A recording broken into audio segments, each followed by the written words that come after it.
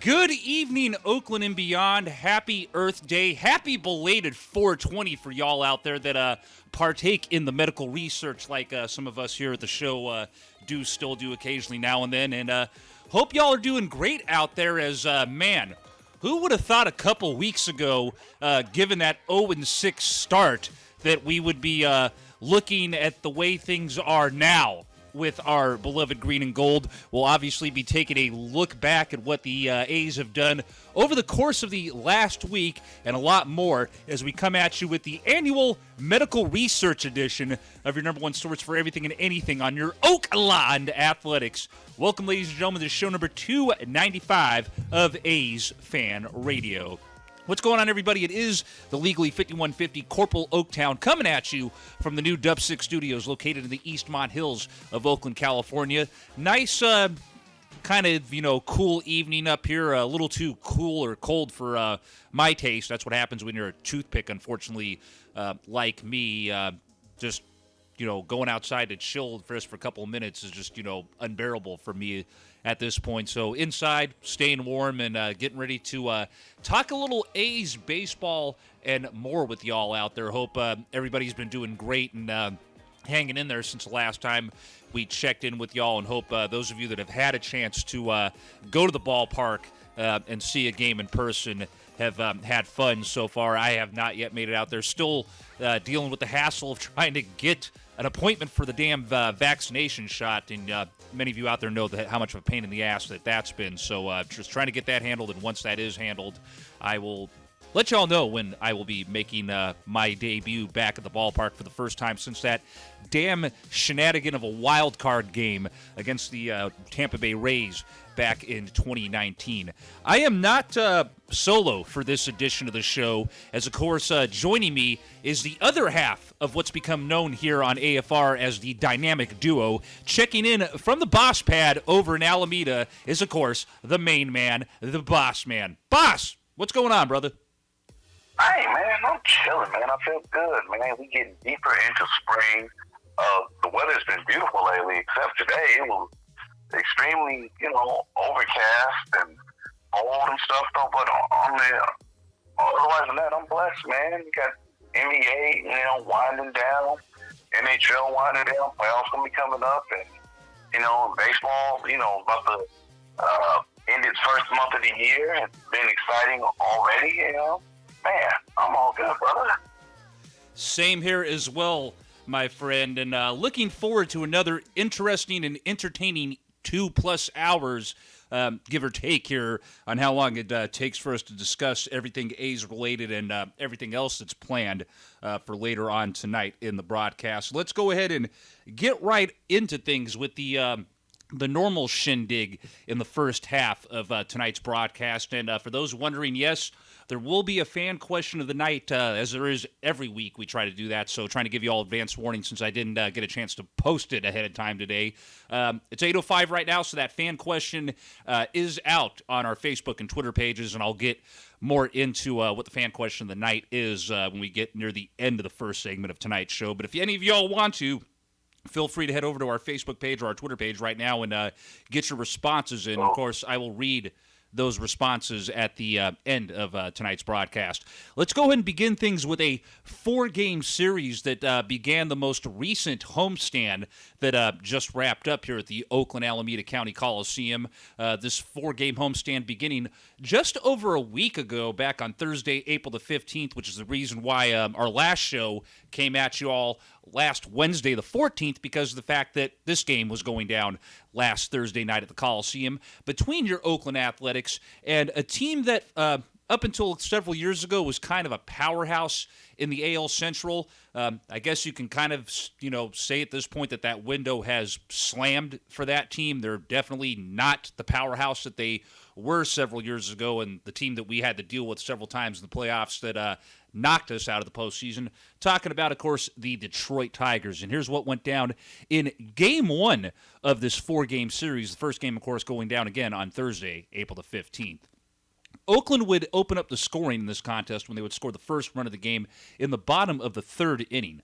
Both teams would each score single runs in the 4th inning, along with the Tigers getting a single run in the top of the 6th inning. Your Oakland Athletics would get single runs in the bottom of the 5th and a 4-run spot in the bottom of the 6th, and would score what would ultimately be their final run of the contest in the bottom of the 7th.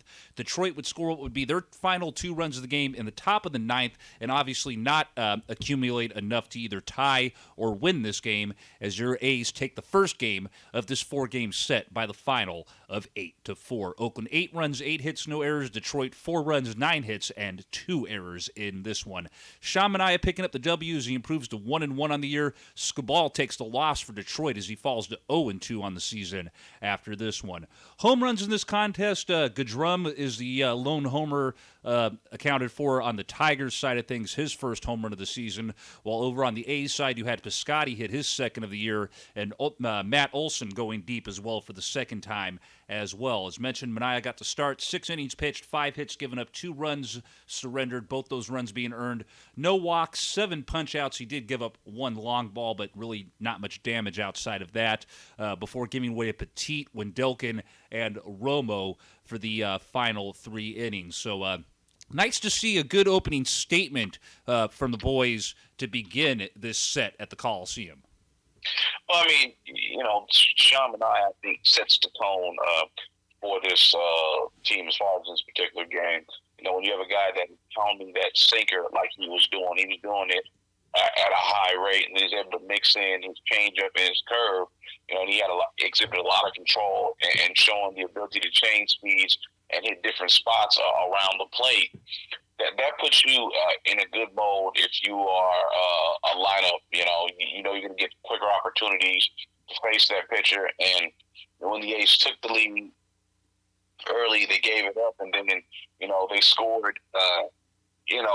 From that point on, they scored I think 5 couple of innings in a row. I mean, I look at when you don't have a donut inning after inning, that's good for the psyche of your dugout. And so when the A's got to explode in the 4th inning for 4 runs, you felt like, hey, man, Manaea's going to get his first win of the year. This team is already starting off this series very good against Detroit. And mind you, Detroit just put an ass whooping on the Houston Astros down there at Minute Maid Field. So it's a good way to always start off your series, and you set the tone.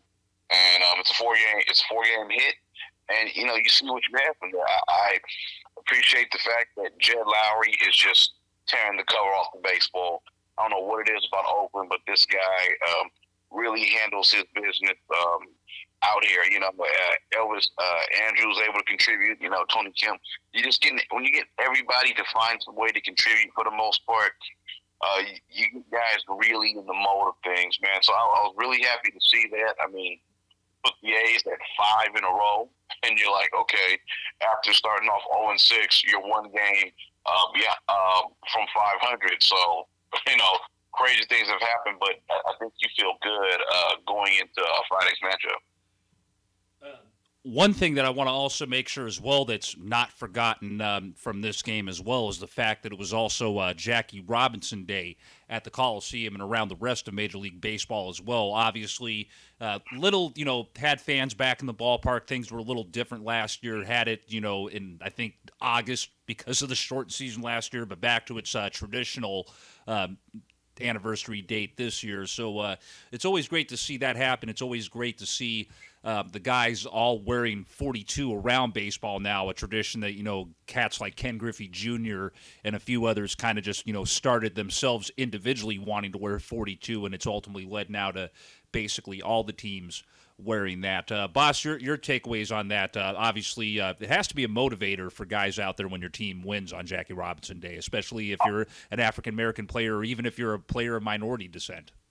Yeah, definitely. I mean, you think of a lot of African-American great players that have been a part of this game, even the Latino players. When you look at somebody like Roberto Clemente, who was just a gem of a player, guys like that, they mean something, because what has happened since then, you've seen more guys get an opportunity.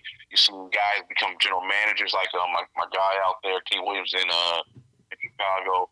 You see Dusty Baker, Cito Gaston, and Ron Washington's and Lloyd McClennan's guys have gotten opportunities to showcase their abilities on that level. So it's always a special moment, I think, and it's really special for this country.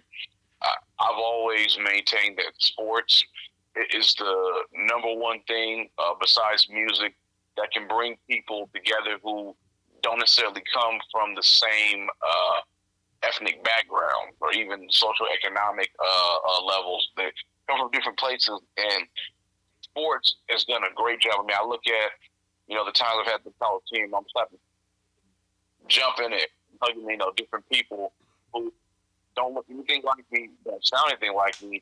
Maybe they even the same religious or political views as me, but, we find common ground up in sports, or just in music. So I'm just satisfied that Major League Baseball has this right to honor this man. I mean, the thing is, people just really realize what kind of an athlete this guy was.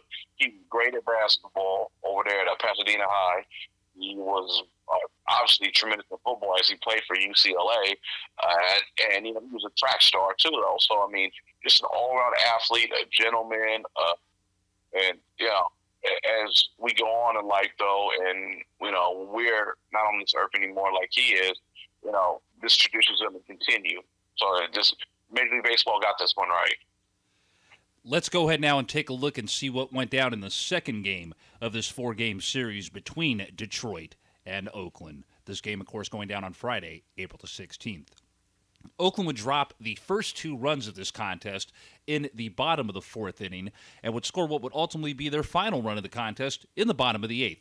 The Tigers were not able to do squat. 9 straight innings of goose eggs on the board in this one, as your Oakland Athletics take the second game of this 4-game set by the final of 3-0. Oakland 3 runs, 8 hits, no errors. Detroit no runs, 4 hits, and no errors in this Friday night affair at the Coliseum. Frankie Montas picking up the W for Oakland. He improves to 2-1 on the year.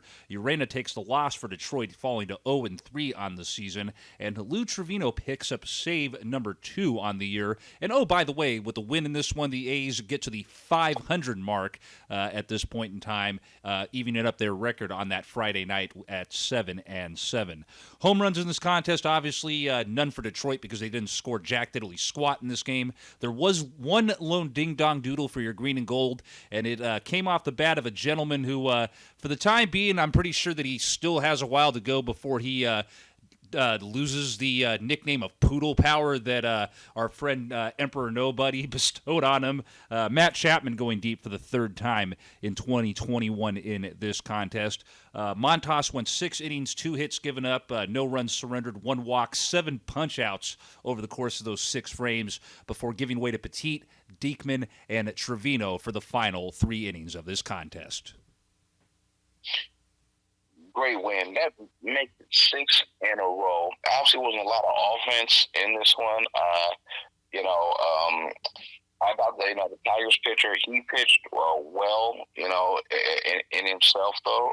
That's a young guy, Urena. I think he pitched pretty well, but it was important for the A's to get that lead like they did, and for Matt Chapman to add that insurance home run late in the game. But Frankie Montas was just a monster. Man, when that guy has his sinker really going early like that, and then he has that explosive 98-mile-per-hour fastball, he becomes a very unhittable guy out there. And obviously you want a more consistency with him and another young guy as Luzardo. But when they're on, they're on. He attacks, and then he mixes in his splitter and his slider later on. And then, he has people so off balance. And he's the type of guy that can throw that sinker back-to-back pitches and still, yield tremendous results. So, Frankie Montas, keep it up. You have ace-type stuff, and people, over time, we do this, they're going to expect us to, because we see the talent. I mean, you remember we were at his first start in 2018 when they went against, was Memorial Day again. He was battling against Zach Greinke, and he basically had a no-no going to into the seventh.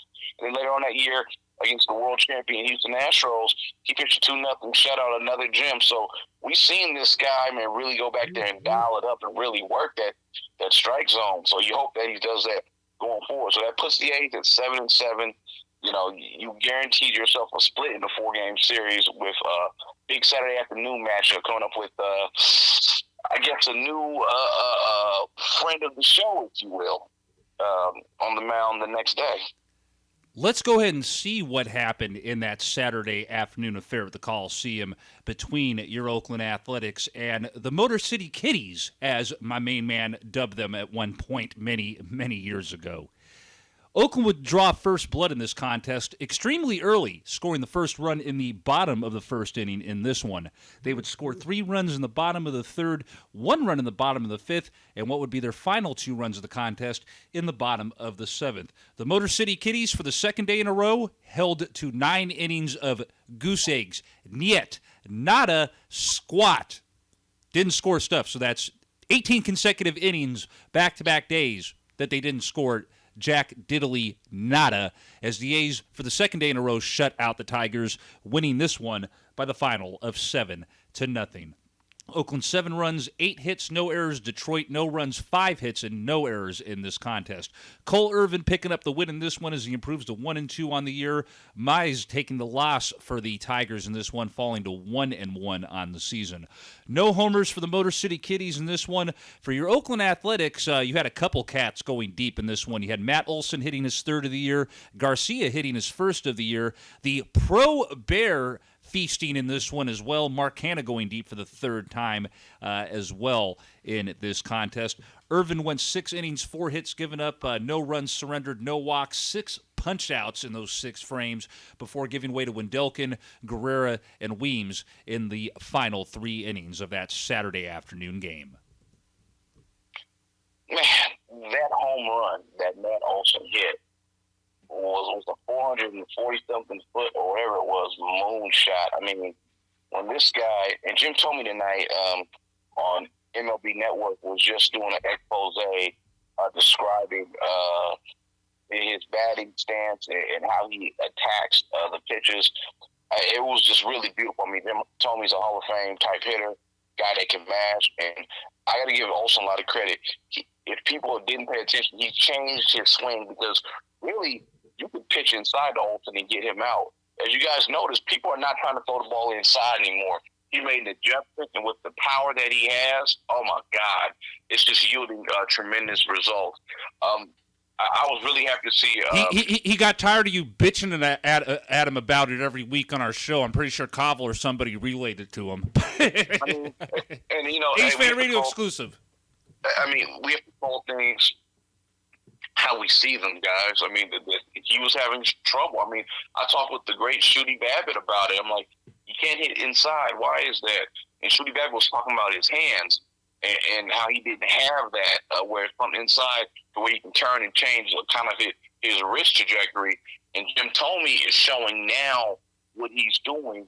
And, I mean, you throw it inside, you just ask for that ball to go to the cheap seats, man, over there to the fans and the bleachers. So I'm really satisfied to see the improvement, and you can see that this guy is really taking it to heart, I think, about not having a good average in last season. He hit 195 in the shortened COVID season. So, this guy's the limit. As you guys seen me talk about on Twitter, I really believe Matt Olson is a 270 type hitter that should be getting 40 homers and 100 RBIs. I mean, his talent is him and Chapman, their talent base says that. But I have to also give a shout out to Aramis Garcia, catcher we got in that trade for Chris Davis, got him from Texas. he had been struggling too, and to see him get a hold of one, and that was a big home run itself because that stretched the A's lead out, and then for Marcana to come up and blast one as well. Those things are really, really helpful. So I just really enjoyed it. I mean, the A's were able to do some small ball things to kind of manufacture some runs too. It can't always be about hitting home runs. I was worried about that, and they were able to get the victory. But my man Cole Irvin, and I'm gonna talk to him after about Sunday's game to tell you guys a little story if you don't know already. Cole Irvin, pitched excellent fastball, was painting the outside corner, jamming guys on the inside, throwing that sinker in there, under control, and they really could not get a hold of him. So I'm really happy. Where you have 6 strikeouts and 0 walks, you can tell that man is in the zone. He's getting comfortable. He's getting used to a new team, a new catcher. I think, if that guy there is being a good guy in the back end of that rotation, this is going to help the A's continue to have win streaks. Just put the A's over 500. That makes 7 in a row. 7 in a row after losing 6 in a row to start your MLB season. Yeah, it's definitely great to kind of piggyback to the comments that Jim Thome was making earlier tonight on Major League on MLB over on MLB Network, because I'm getting all tongue twisted here. Jimmy would know what he's talking about. Hall of Famer, hit over 500 plus round trippers himself. Was always known around baseball for having one of the best eyes and just best knowledge of the strike zone. So hearing someone like that compliment on the changes and adjustments Olson has made, that should speak volumes to a lot of people coming from somebody like Jim Thome. Let's go ahead and take a look at what went down in the finale of this 4-game set at the Oakland Alameda County Coliseum between your Oakland Athletics and the Detroit Tigers. Give me a second here, y'all. Forgot to open up the box score here while we're doing that. Great radio. I love it when this happens. Waiting on the A's website to load the box score. There we go. Here's what went down this past Sunday afternoon at the Oakland Coliseum. Oakland would score first in this one with the first run of the game coming in the bottom of the 4th inning.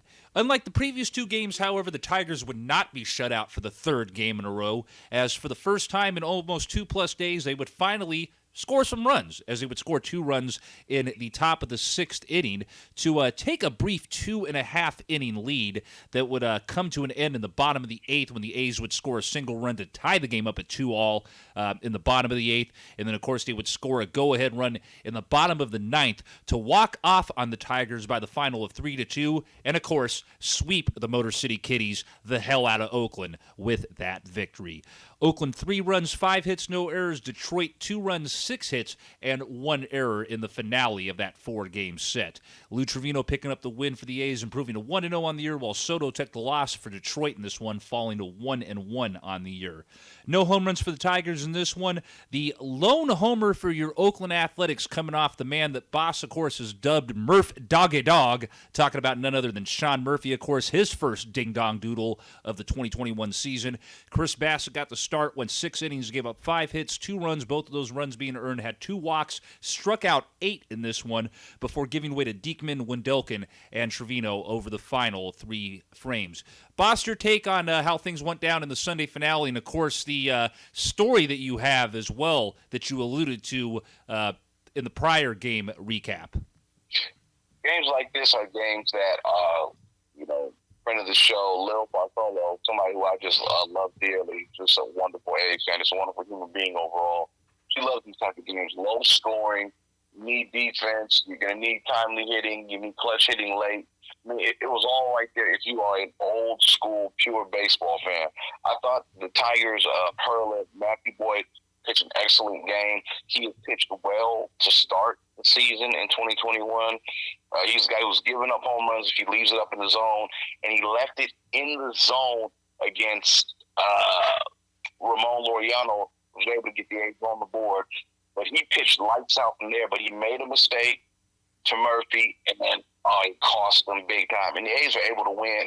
It's on a fielding error, be able just to win. I mean, any win in the MLB, and when you get in the season, doesn't matter against who. You just have to win. You just have to get it done. You know, the A's were 0 for 7 with runners in scoring position. When they did get their opportunities, Matt Boyd did a great job of just shutting them down. Matt Chapman is still struggling. I mean, he went 0 for 4. Poodle power. I think sometimes my guy is just really trying to make a decision in between just being a contact hitter or being a power hitter who's looking to get a $200 million plus contract. I wish he would just try to play baseball and just be the guy he was in 2018 in the first half of 2019. But, I'm proud of this team. You're 9-7. You won 8 games in a row. You're over 500. I think you should stay over 500. There's 2 games now with 500, but you should stay over 500 for the rest of the season at least. Don't know what's going to happen the rest of the way, but I believe that's what we're going to see from the A's. So it's funny. So the game ends around, going around close to 4 o'clock. We get 107 first pitch time, right? And, me and the boss lady, Mrs. Boss, go to Costco in San Leandro off Davis Street. The same Davis Street that Keith used to live off of, man, not too long ago. But we go to Costco, and all of a sudden, my wife's talking to me, and I'm trying to act like I'm paying attention, but I'm not. And she mentioned something about beer. And if you guys go in the front, there's a beer that's supposed to be, I don't know, has the A's name on it. I don't know what kind of beer it is. Some beer that I don't drink. I was asking me, do you want that? I'm like, no, but I'm not paying attention to her because I'm looking at this guy, looks about 6'4", 6'5". He has his hat on, kind of has a curly little roll coming out of it. I'm like, okay, and looking at the guy, I'm like, man, I know I'm not seeing what I'm seeing. No, I know I'm saying I have a good eye for just seeing people, right? So my wife, she's telling me her and my daughter, they're going to go a little bit towards the freezer section or whatever. I said, I'm going to meet you guys. I'm going to go look at something. So I was walking the aisle, and I just say, Cole Irvin? Turns around, got his mask on. Said, yeah. I was like, what's up, my G? Man, what a hell of a game you pitched yesterday.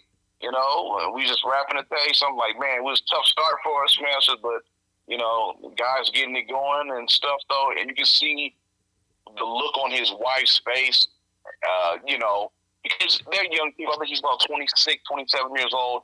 They're young and they're married. And, he's, he's the young guy trying to play for that contract. I know he's going to be in arbitration next year. So he's trying to make his stake and everything. And young wife, I don't think she's pregnant. She hasn't been pregnant yet. I mean, she is, then she's putting it off well. She got the snapback, went back to the gym. But anyhow, I just believe that they were happy that, they're new here and somebody's like noticing them and everything. And, they seemed excited. So I just told him, hey, man, this year's got to be the year. He said, hell yeah to me. So, later on I told my wife, yeah, the A's player, she's like, what? And she saw him, and my wife was so funny. She said, he doesn't look that big. I'm like, that dude is like 6'4", but she's thinking, like, a lot of athletes are like muscular and stuff, but, he's a slender guy, but he told her, I said, yeah, but he can throw the fastball about 92 miles per hour. She said, he can? I said, oh, yeah, and he had a hell of a game yesterday. So, I need to, probably 5 minutes later, I'm like, I need to go to the bathroom, he's getting older, she got to piss a little faster, man. So I'm walking, and he's over in my line. He sees me, and I'm just like shooting a peace sign, saying, all right, good luck this year, my G. He said, yeah. I said, man, fuck it, this is a moment to say something to him for real, for real. I said, hey, said, we follow you on AsFAnRAdio on Twitter or whatever, and we love to have you on the show. He said, let's do it. So, all of a sudden when I left the store, I saw he was following us on Twitter because I thought I was going to tag him on something. So, he agreed to it. And, we'll see how it works out, but see how time permits and probably just get the A's for permission because I'm pretty sure, they pick and choose what platforms they want their players to go on, and I don't think it'll be a problem with us. But, hopefully at some point this season, an off day, we can get the one and only Cole Irvin during the show and discuss, the feeling in the clubhouse, those first 6 games, and how they're feeling now that they're on this, as right now, an 8-game win streak. So, I decided to share that story. It's funny, man. I really wish that these kids I saw who obviously came from the game, they were with their parents, I wish they saw that it was Cole Irvin. Because, I remember when I was a kid and you'd see A's players around in town and stuff, you would get excited. That's like a big thing for a kid. And I have to say this because me and Keith talked about this on Sunday after it happened. This is why it is important at times that you do have Major League Sports up in town. It's pretty cool that you got some rich people, some famous people, some higher echelon people in their craft up inside your region, man. It's important. Those guys are going to spend their money. I mean, he gets paid, better than the average person for sure. It's just good to have those things go on, though. I mean, could you imagine how crazy those kids would have went if they would have saw that? That inspires people. That inspired the Damian Lillards and, other players that are from this area when they got the guys who are professional athletes in their area. Like, so anybody who's out there who says, oh, we don't need sports and it's not important, well, maybe to you, but to others it is. And that's big to have that, though. So I thought I'd share that, man. But long story short, A's on the 8-game winning streak. Everybody's feeling good. And I saw him at 5:30, so guess what? More than likely, he hit the showers.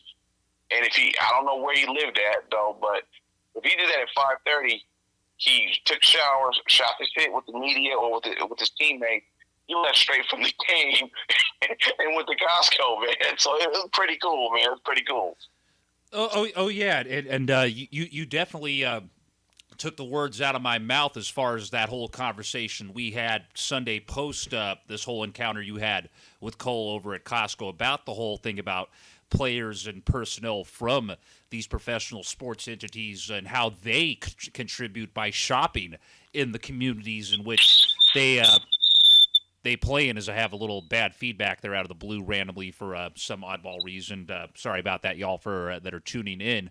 But it's something that, pointing out, especially back in the day when I lived over in Alameda, I'd say probably at least, growing up over there once a week, I'd see someone either from the A's or from the Warriors or from the team that used to be referred to us as the Raiders. We all call them the Traders now for obvious reasons. But, it was always not only great to see them out there because of the impact that they could have on potential future athletes, but knowing that they're out there shopping in your community knows that, hey, they're helping contribute to the economy out here. And like Boss said, man, that's a reason why, those of you out there that want to always argue against why a community should invest in pro sports, that's a reason why, because those athletes and those members of the front office, training staff, yada, yada, yada, they're out there buying products in your city and your surrounding communities. So that's definitely always a reason to have those out there.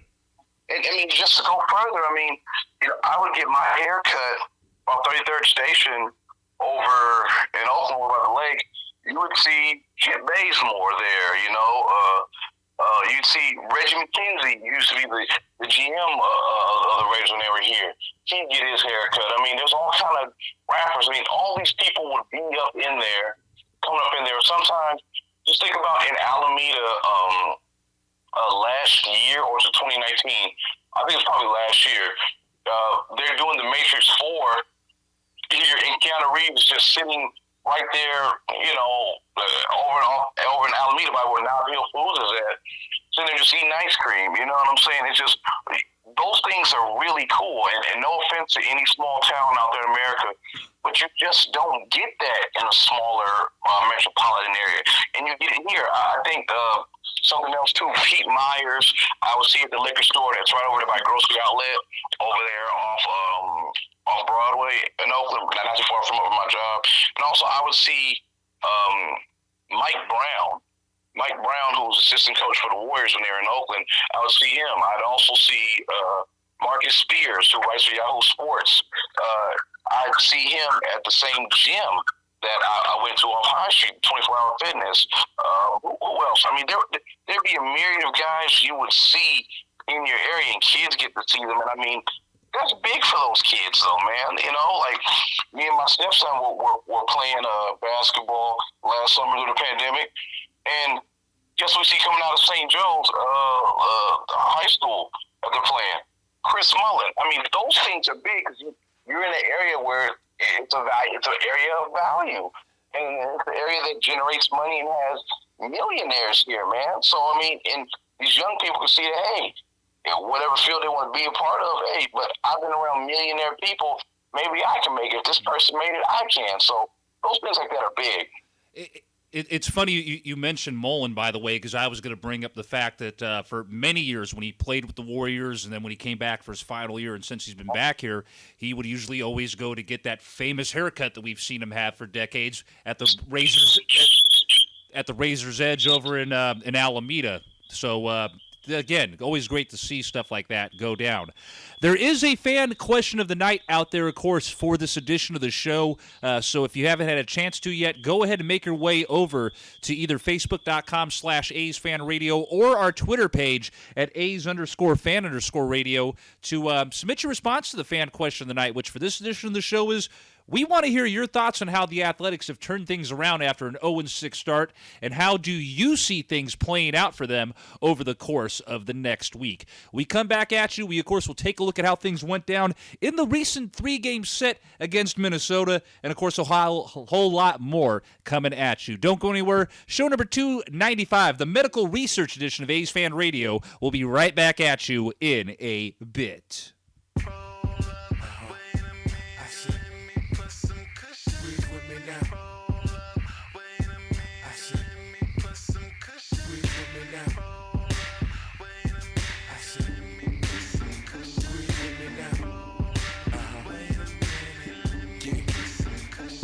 Now it's that puff ass shit, Cheech and Chong grass shit, blunts to the head, cush pillows, no mattress, speedboat traffic, bitches automatic, cross that. Welcome back, ladies and gentlemen, as we continue on down the road this evening with the belated Medical Research Edition of your number one source for everything and anything on your Oakland Athletics. A's talk from the fans' point of view since 2003. A's Fan Radio is, of course, the dynamic duo of of Corporal Oaktown and the Boss Man. Yours truly, of course, coming from the new Dub 6 studios located in the Eastmont Hills of Oakland, California. The main man, the Boss Man, of course, checking in from the Boss Pad over in Alameda. Let's continue on down the road with the normal shindig and shenanigans in the first half of things, where we recap the last week's worth of Oakland Athletics baseball. After wrapping up a 4-game series with the Detroit Tigers, the A's, of course, got prepared for what would be a 3-game series with the Minnesota Twins, though we would find out over the course of things on Sunday that the Minnesota Twins would end up in COVID protocol, thus canceling at least, or postponing, I should say, the Monday game of this 3-game series. Obviously, there were some concerns about potentially this whole series not going down because of this situation, and it's something that Brody Brazil and I forgot whoever it was, if it was Stu or D-Train that was doing the post-game show with Brody on Sunday, and Boss, feel free to share your thoughts on it as well. That definitely, I think the concern that they had and that we had, and I'm pretty sure others had out there as well, is had the series not happened due to COVID, had that layover affected how this hot streak had played out for your A's. Boss, are you still there? Oh, sorry about that. I was talking to my stepson. Oh, all good, man. No worries. Just want to make sure. Yeah, but you know, we're talking about the COVID and then the game being missed on Monday, right? That would be correct. Yeah, okay. I'm just making sure I'm talking. Yeah, well, you know, look, you have to be safe, guys. Now, we're in California, and we're doing a tremendous job when it comes to battling this sick pandemic. But we're not out the woods yet, but California's doing great. But we have to make sure that everybody's safe, that no extra players are getting where people got to miss games and miss series. We saw that last year when an A's player got it.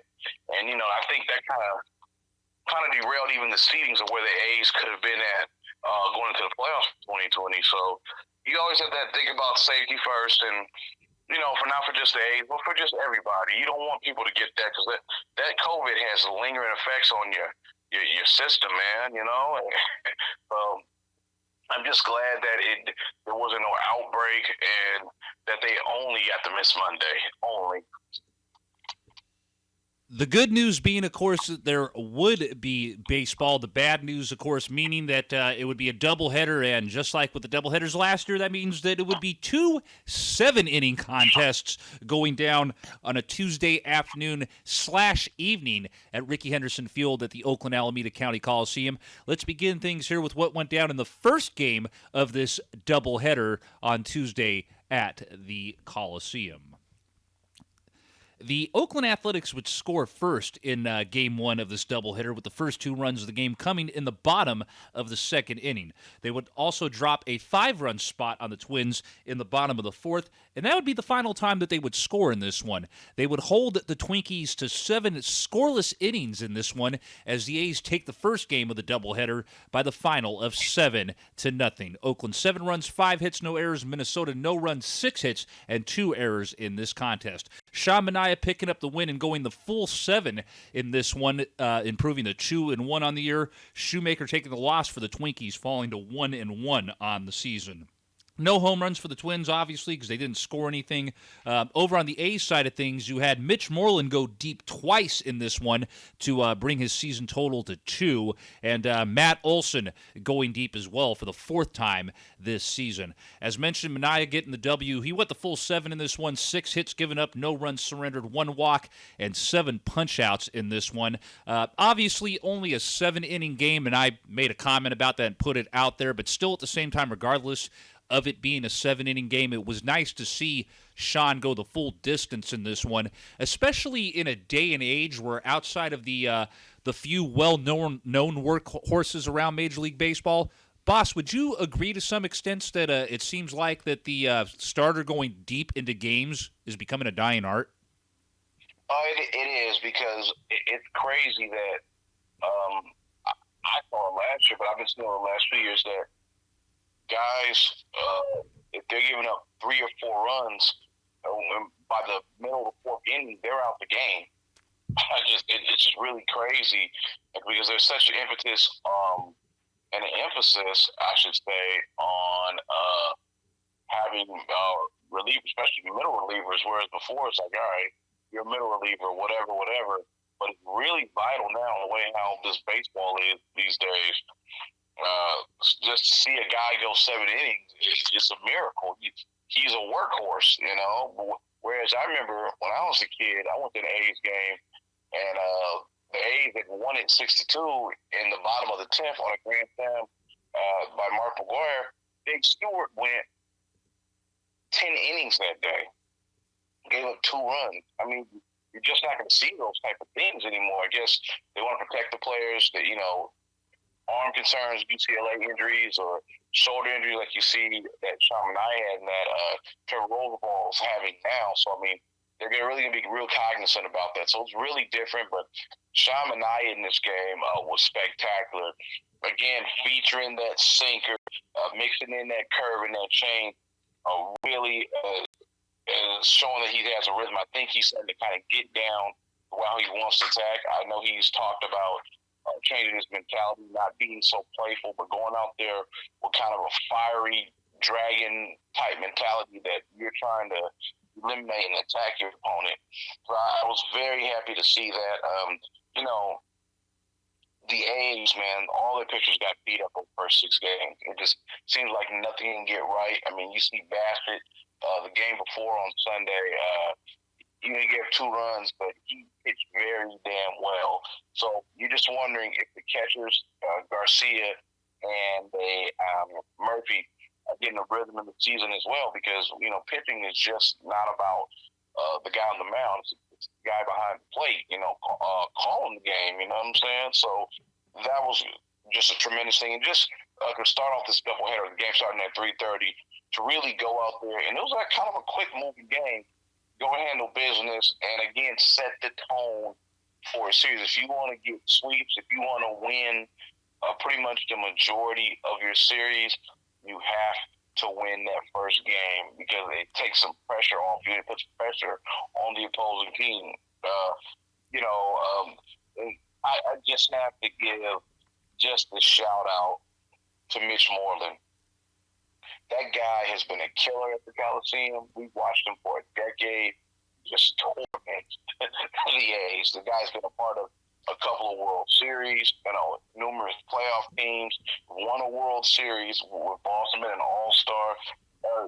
He's a kind of slap hitter that you always wanted with Raul Bañez and Kendrys Morales. I mean, it's calling for years, Keith, and I think the A's really found him, and I was just so happy to see him get those home runs, getting those 3 RBIs, and really from there, the A's just were not going to look back.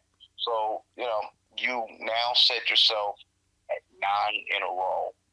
9 in a row. It's early, but I don't care. Nobody says win streaks, those are what get you in the postseason in any sport. When you are winning games in a row, you can't go win a game here, win a game there, lose 2 here. No. You got to prove a model of consistency. And the A's are doing it right now. They're on fire, and they're playing the best baseball in the majors. For those of you out there that may not have known, this same game had some historical significance to it as well, as Bo Mel surpassed longtime former Oakland Athletics skipper Tony La Russa for most games managed for the Oakland portion of the franchise. With this game, of course, Bo Mel's total going to 1,472 games, surpassing, of course, La Russa's record of 1,471. Bo Mel, of course, in his 11th year of managing the Oakland Athletics after he took over on an interim basis following when a pitcher that many of us hated in Brian Fuentes did us all a solid and got Bob Guerin dismissed and fired and canned out of Oakland finally. Joke is that in order for Bo Mel to obviously catch the lead manager, that's obviously Connie Mack, Bo Mel would have to manage until like 2050 or some crazy number like that. Obviously, Tony still has him beat in the World Series title department with the one title that he won in '89. Bo Mel will, of course, eventually here in the next coming days or so, at some point during the season, surpass him for his win record total as manager of the A's. Boss, your thoughts on this accomplishment for Bo Mel and the Green and Gold? Man, Bob Melvin has been the manager since 2011. It's a long time to be a part of the team. You don't see this. You don't see this often. You don't see this often when you're talking about sports. You really are blessed, though, if guys have to see that you're really blessed. So Bob Melvin to win that many games, to be a part of that, it's just something to his knowledge of the game, his ability to relate to players and to get the most out of them. So I congratulations. And plus, he's a Cal guy, so I'm partial to him. You know what I'm saying? To quote a meme that our good friend Eric Cupp shared on our Facebook page when we shared this post, Bo Mel can manage your life better than you can. Let's go ahead and take a look at what went down in the second game of this double dip on this past Tuesday afternoon. Of course, the second game starting about roughly a half hour after Game 1 ended. The A's going from the wedding gown whites in Game 1 to the Kelly Greens in the second game of this 2-game doubleheader on Tuesday afternoon. Let's go ahead and find out what went down in 7 in this one. Well, only one run was scored by either team. That lone run coming in the 4th inning, that lone run being scored by your Oakland Athletics as they take the second game and sweep the doubleheader, winning the nightcap by the final of 1-0. Oakland 1 run, 4 hits, 1 error. Minnesota no runs, 2 hits, and no errors in that contest. Jesus Luzardo picking up the win, improving to 1-1 on the year, and ditching the contacts apparently in favor of going back to the glasses. So hopefully maybe as a result of that he starts to maybe go back in a more positive direction with his pitching. Barrios taking the loss for the Twinkies, falling to 2-2 after this one. And Diekman picking up his first save of the year for Oakland in this contest. No home runs for the Twins, obviously, because they didn't score anything. No homers for the A's in this one as they got their lone run with some more traditional baseball. Luzardo went 5 1/3, 2 hits given up.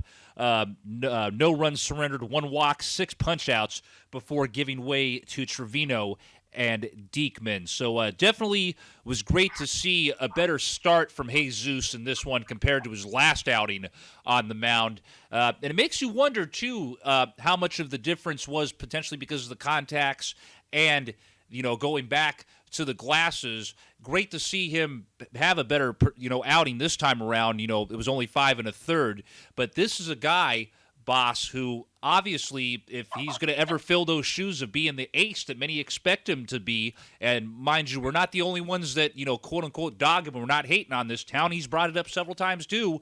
He's going to need to have a lot more outings like this and a little bit deeper outings as well before he can legitimately be considered that ace that many think he might be.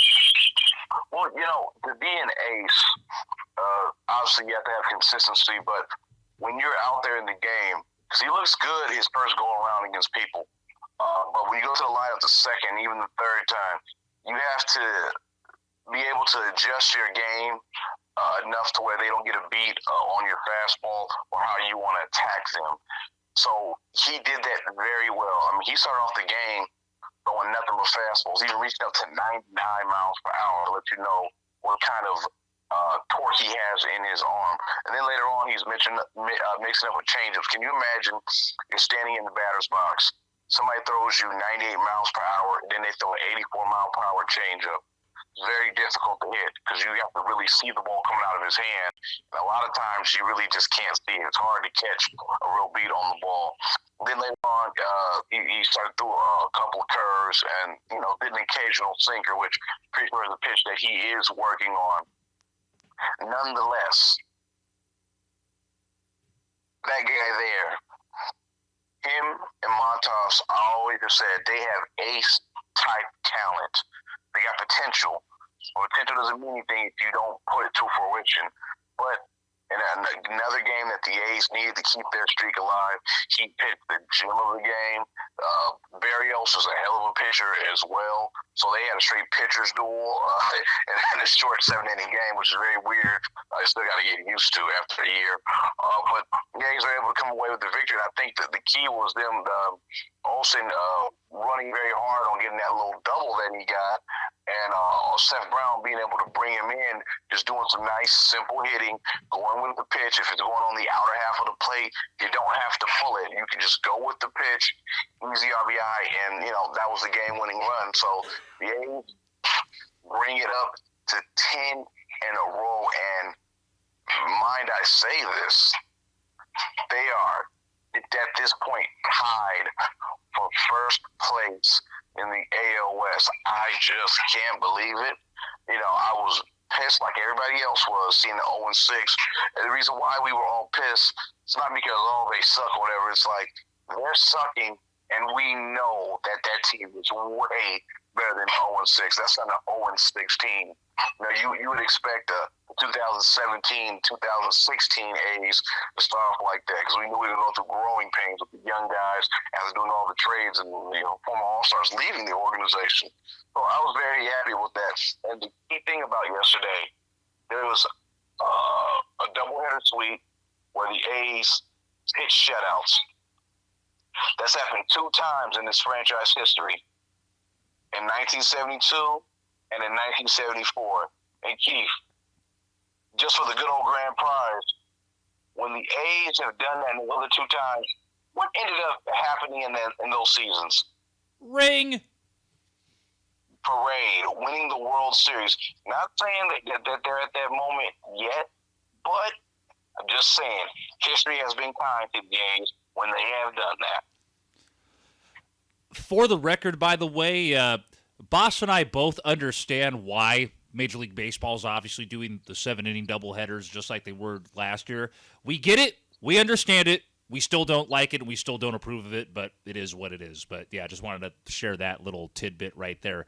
Let's go and take a look at what went down in the finale of this 3-game set between the Athletics and the Twins. And if you thought it was going to be another shutout appearance or victory for your Oakland Athletics, you were misled, as this final game ended up turning into a bit of a slugfest before it was ultimately all said and done. The Twinkies would score first in this one when they would score the first run of the game in the top of the first inning. That lead would be short-lived, however, as the Oakland Athletics would take a 2-run lead with a 3-run spot in the bottom of the second inning. Minnesota would score 3 runs in the top of the third, followed by Oakland scoring 4 runs in the bottom of that third. The Twins would then have back-to-back innings of 3 runs in the top of the fifth and the top of the sixth, with the A's scoring 2 runs in the bottom of that sixth inning. The A's would score a single run in the bottom of the ninth to force extras in this one. The Twins would score 2 in the top of that 10th inning, and the A's, though, would outscore them with 3 in the bottom of that 10th inning, as it would take extras in this slugfest for your Oakland Athletics to ultimately win by the final of 13-12. Oakland 13 runs, 13 hits, 2 errors. Minnesota 12 runs, 18 hits, and 2 errors. One of those errors, of course, being the costly one that cost the walk-off going against the Twins in this one. Guerrero picking up the win for Oakland. He improves to 1-0 on the year. Colomé takes the loss for the Twins. He falls to 1-2 on the year.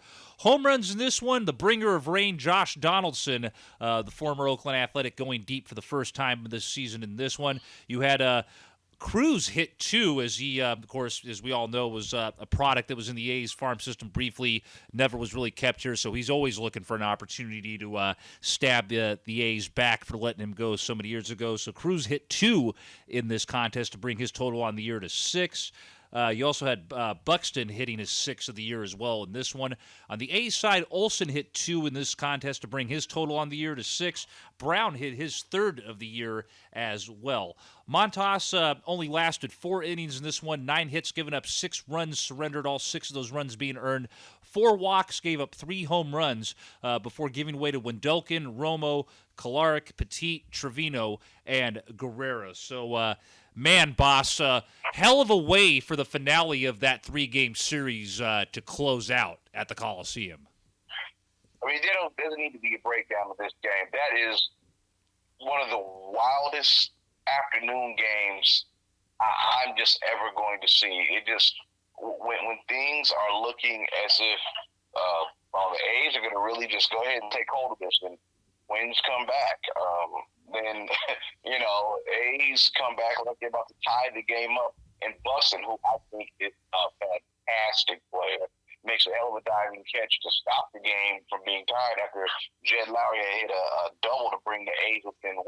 I mean, so many things happened in that game that were really just tremendous swings of momentum. I think for the fans, and our good friend Dan Pagan was there, and he just said you just had to be there to just know that the crowd, nobody believed that we were going to lose that game.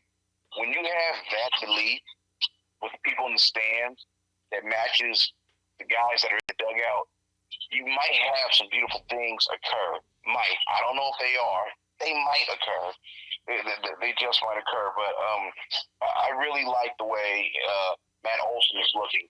The guy is on fire, guys. I'm telling you, there's a determination on this guy. There's a smooth flow that's just really great to see. I mean, even when he got robbed by Buxton to try to tie the game up, he even laughed and smiled with Buxton about it, though, because he knows, like, I'm feeling myself. I'm really feeling myself, and I like it. I think the key at bat in the game, I mean, I have to tell you guys, is a guy that is hitting under 200. We kind of would like to see maybe some better defense from him, but he's a veteran. He's been there. He's been in big games before. Elvis Andrus had the biggest at bat of the game.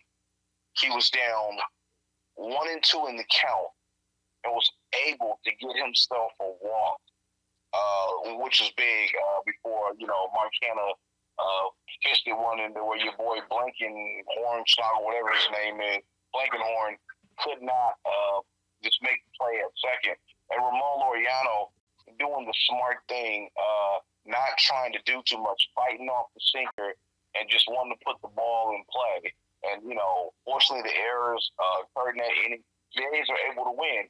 I don't care if you're lucky. I don't care if Twins are not playing their best right now. You better beat them all again before they get, Max Kepler and they get all their guys back, because I think they're going to be a team that's going to compete in that AL Central. But I just have to say this, Steve. Look at the A's during this, 11-game winning, where they've won 11. They've won 12 out of 13 games to bring them up to 12-7. Look what they have done. This is not the typical Billy Bean teams that we're seeing. We're seeing bunts. We're seeing hit and runs. We're seeing guys steal bases. We're seeing even Matt Olson. Guys are really challenging on the base path. This is not a normal A's team. We're not used to this. And it is exciting to see, because we've asked for smaller ball. We've asked for bunts. Hopefully I wish the shift would go away, but you know what? Hey, 2 out of 3 ain't bad. But this has been a special run. You hope they can continue it in Baltimore, and I think they go to Boston. Oh no, they go to Tampa Bay. So I'm really encouraged by what the A's are doing, and I hope it continues. And I know it's 9 o'clock, so I need to go get my final thought of the night. I was going to do a different final thought, but I have to speak on the trial of disgrace. Minneapolis cop Derek Chauvin. I don't care what side of the aisle you're on as far as your political views go. A young girl lost her father. And I don't care if to bring up his criminal record. Yeah, the guy went to jail. You know who else went to jail? Malcolm X. Malcolm X was a low-life criminal. Read his autobiography.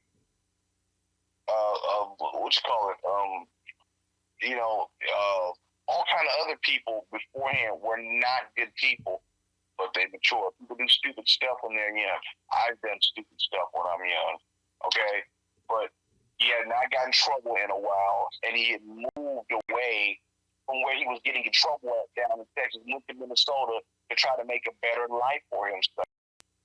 I mean, if you see yourself in a situation where you're not winning, you're tired of losing, you want to go to a situation where you can improve your odds of doing better.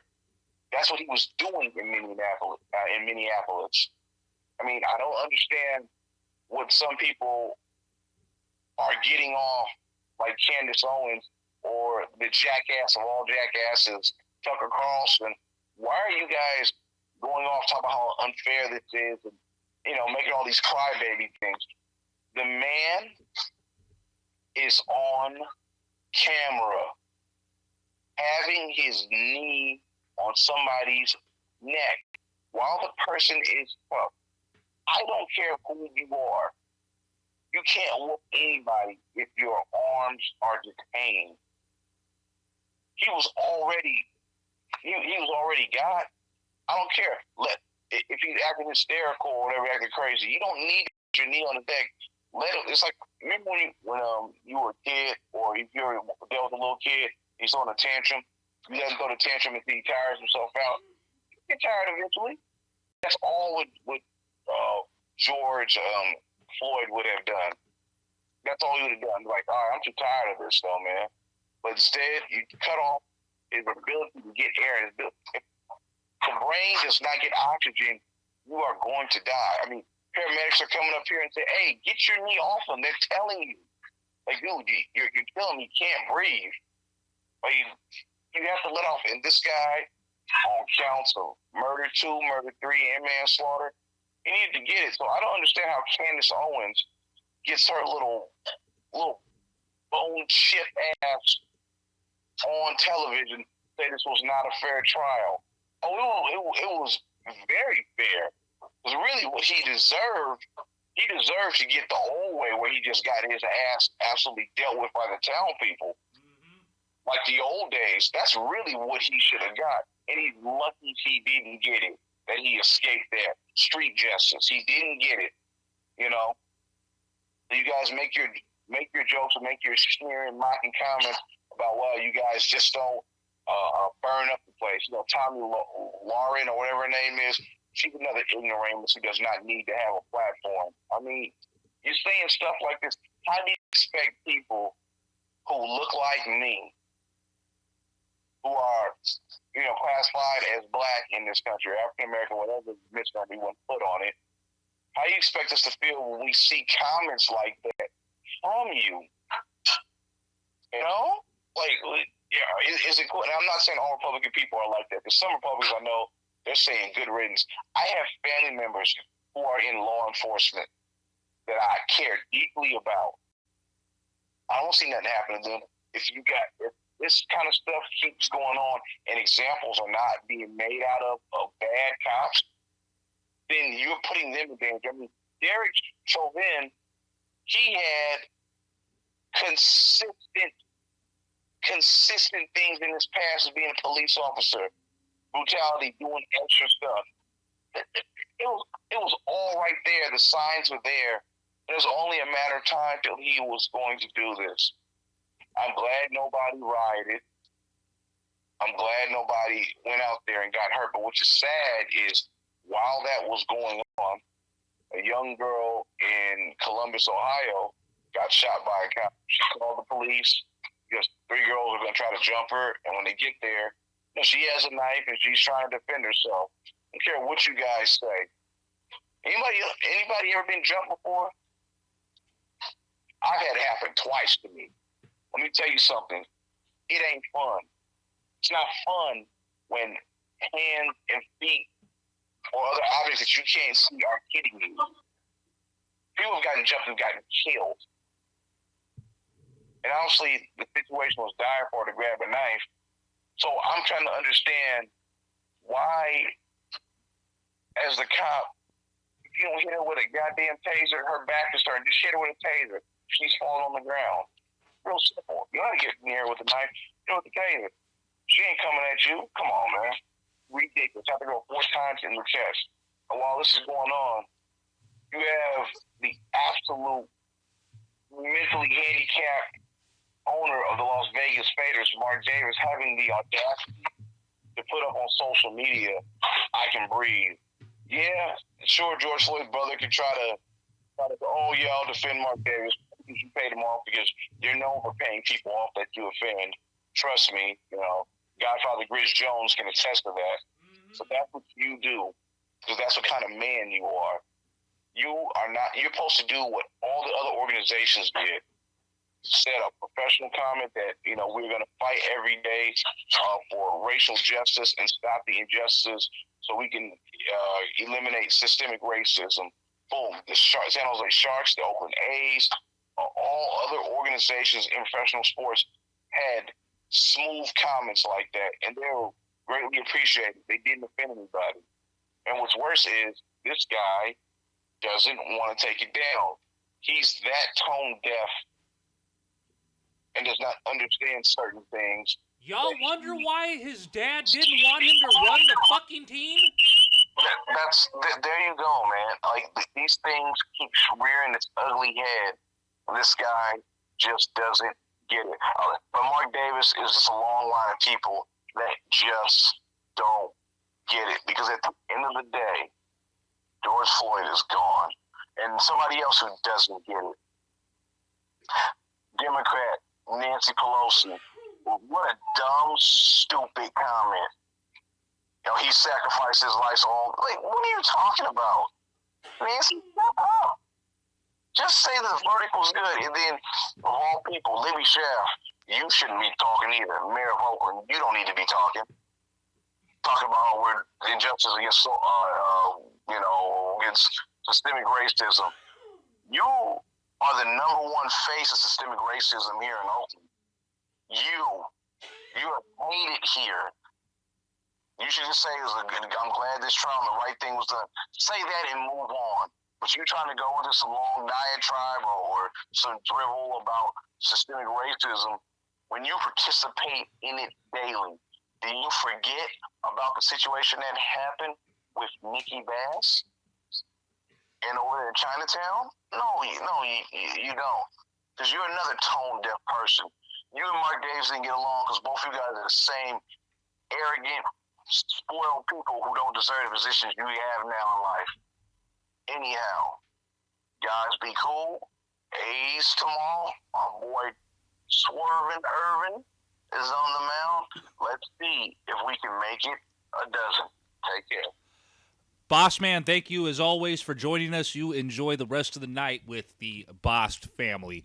The rest of y'all, you're stuck with me solo now for the remainder of this broadcast, and we still have one more segment to go before the first half of the show ends up wrapping up as my wife's over in the corner going, shit. She's over here watching, what the bloody hell are you over here watching on the boob tube right here at the studio? Do you not see Lieutenant Dan? Yes, but I'm having a brain fart on the show, unfortunately. Yeah, she's watching CSI New York at the time being on mute, because obviously if it wasn't on mute, you'd hear Lieutenant Dan and his cohorts yelling around in the background. So, yeah, she's stuck, unfortunately, watching that on silent until we're done with things. Real quickly, before we take our next break of the night, just want to remind everybody that there is a fan question of the night out there for y'all to respond to and have yours truly, of course, read here on the air at the end of tonight's show. So if you haven't had a chance to yet, make your way now over to either facebook.com/AsFAnRadio or our Twitter page at A's_fan_radio to submit your response to the fan question of the night for the medical research edition of AFR. Tonight's fan question is, we want to hear your thoughts on how the Athletics have turned things around after that horrendous 0-6 start, and how do you see things playing out for them over the next week? Speaking of which, when we come back, we will take a look at what's on tap for the Green and Gold over the course of the next week, and also take a look at what the most recent transaction moves have been as well for your Oakland Athletics. Don't go anywhere. We'll be right back at you here in a bit with the final segment of the first half of the medical research edition of A's Fan Radio.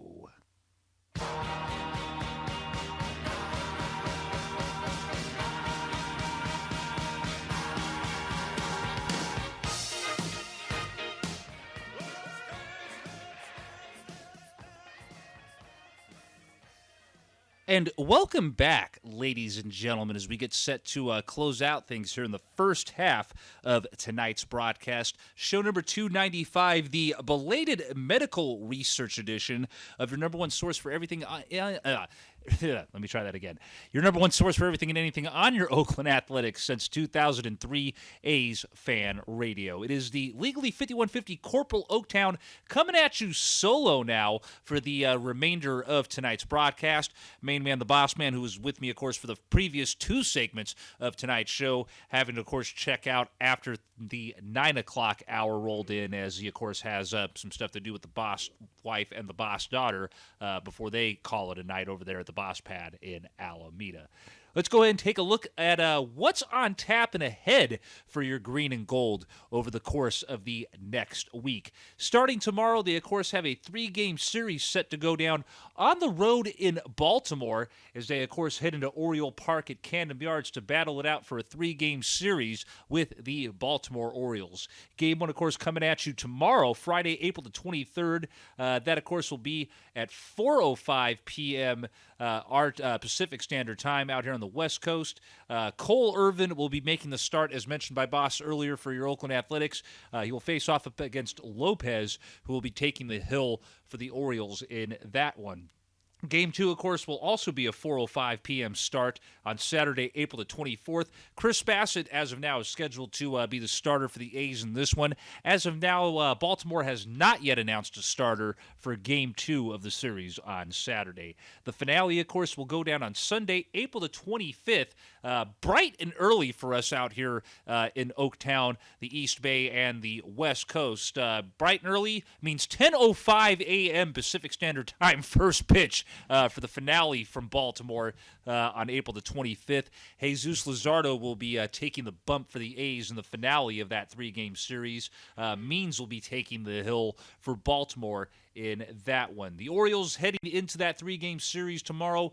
They're currently 8-10, third in the AL East at this point in time, a team that many out there are expecting to have less than a 1% chance of making it to the postseason. Like, literally their percentage is less than a percent. It was point, something. I don't even remember what it was, but just extremely low, and just, understandable for a team that just seems to be continuously stuck in that, trying to transition, evolve mode, a team that is stuck with the contract of the other Chris Davis, who went from hitting 40, 50 bombs a year to barely hitting under the Mendoza line for the last several seasons. So just all sorts of problems going on over there in the hometown of course, Babe Ruth. Babe Ruth born in a house not too far down the street from where Oriole Park Camden Yards has been there to the ballpark and to that same house as well.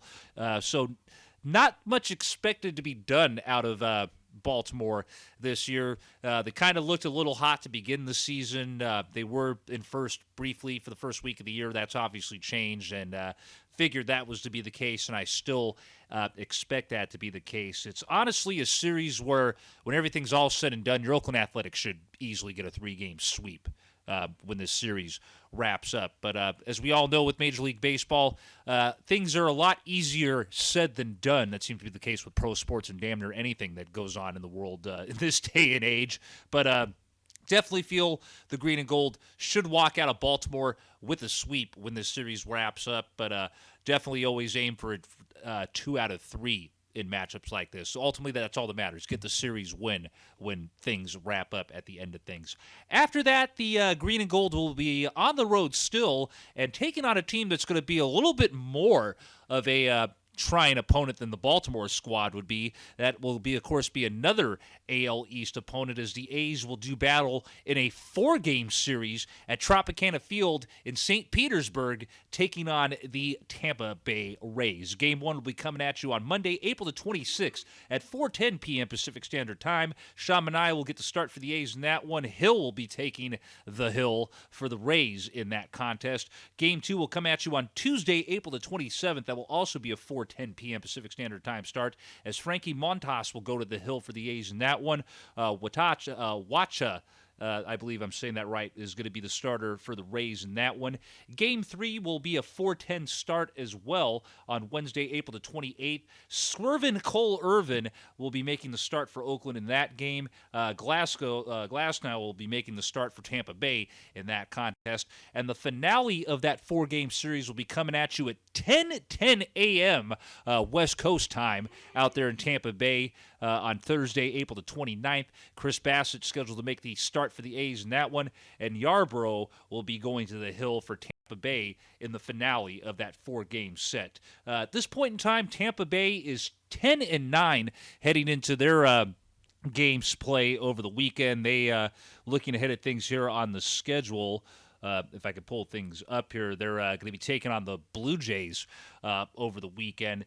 Second place right now, so Tampa, game above 500, still kind of trying to be a little bit of a factor chasing things there in the East at this point of the time, and definitely will be a little bit more of a challenge than the Baltimore Orioles. The Rays have proven that, not only against us, but other teams that they've been playing against the last couple of years. So this is definitely a series where got to look at splitting the 4-game matchup down there. It's a series where it's not going to be as easy to sweep the 4 games like it was with Detroit. 2 completely separate beasts there, the Detroit Tigers and and the Tampa Bay Rays. Detroit's a team that, yes, in the past was a playoff powerhouse, has kind of had that door obviously closed behind them. Tampa's still in the midst of a team that could go in either direction, but is definitely a team that should not be slept on one damn bit until they prove that they should be slept on in that case. So definitely a 4-game set where the A's need to be looking at going for the split in that one. If they can take 3 out of 4 or somehow sweep Tampa in that series, great. that by all means, that's more power to them and more wins early in the 2021 season, but definitely aim to split that 4-game series at the least. Here are also the most recent roster transactions for your green and gold since the last time we came at you here on the show. The A's making a couple of moves on April the 16th as they recalled third baseman Vimal Machine from the alternate training site and placed Stephen Piscotty on the paternity list on that day. On the 19th, the A's designated the left fielder Kia Tom for assignment in order to reactivate Piscotty from the paternity list. On April 20th, 420, the A's activated left-handed pitcher Riemann Guadon from the 10-day injured list. On the 21st, that being yesterday, the Pittsburgh Pirates claimed left fielder Kia Tom off waivers from your Oakland Athletics.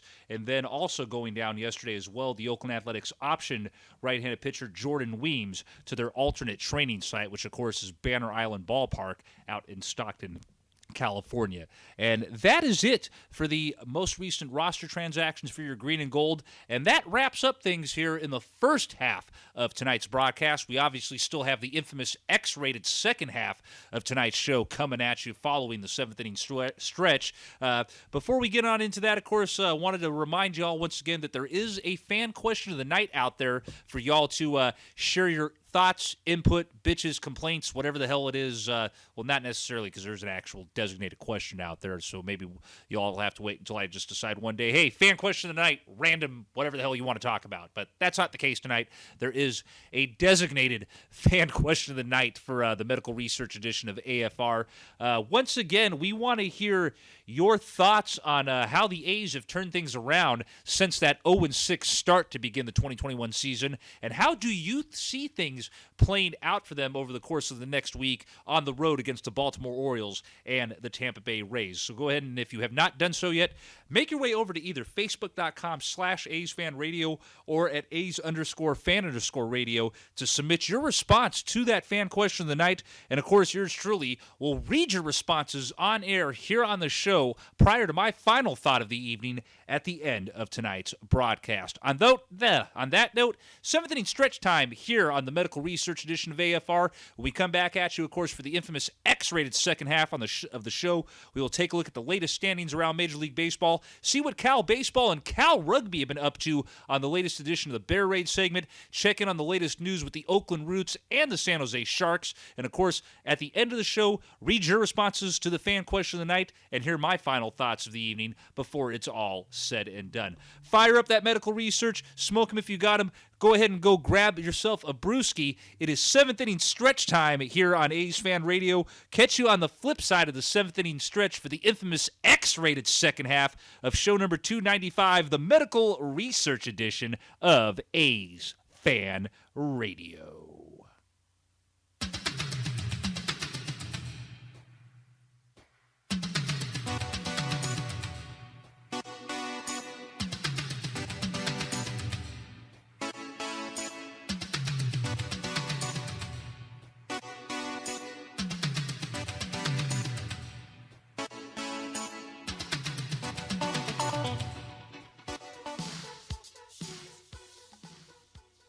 And welcome back, ladies and gentlemen, to what we historically refer to on here as the infamous X-rated second half of your number one source for everything and anything on your Oakland Athletics. A's talk from the fans' point of view since 2003. Welcome back to show number 295, the Medical Research edition of A's Fan Radio. It is, of course, the legally 5150 Corporal Oaktown coming at you from the new Dub 6 studios located in the Eastmont Hills of Oakland, California. I literally wake up to and fall asleep every night to, besides obviously my beautiful wife next to me, the Coliseum outside my bedroom window, which I know many an A's fan out there, unless they share a similar view to us up here at the new Dub 6 studios, many of you out there might obviously be envious and would love to have quite a view like that as well. So, yeah, great to have. You all have seen me post multiple pictures of it since we set up shop here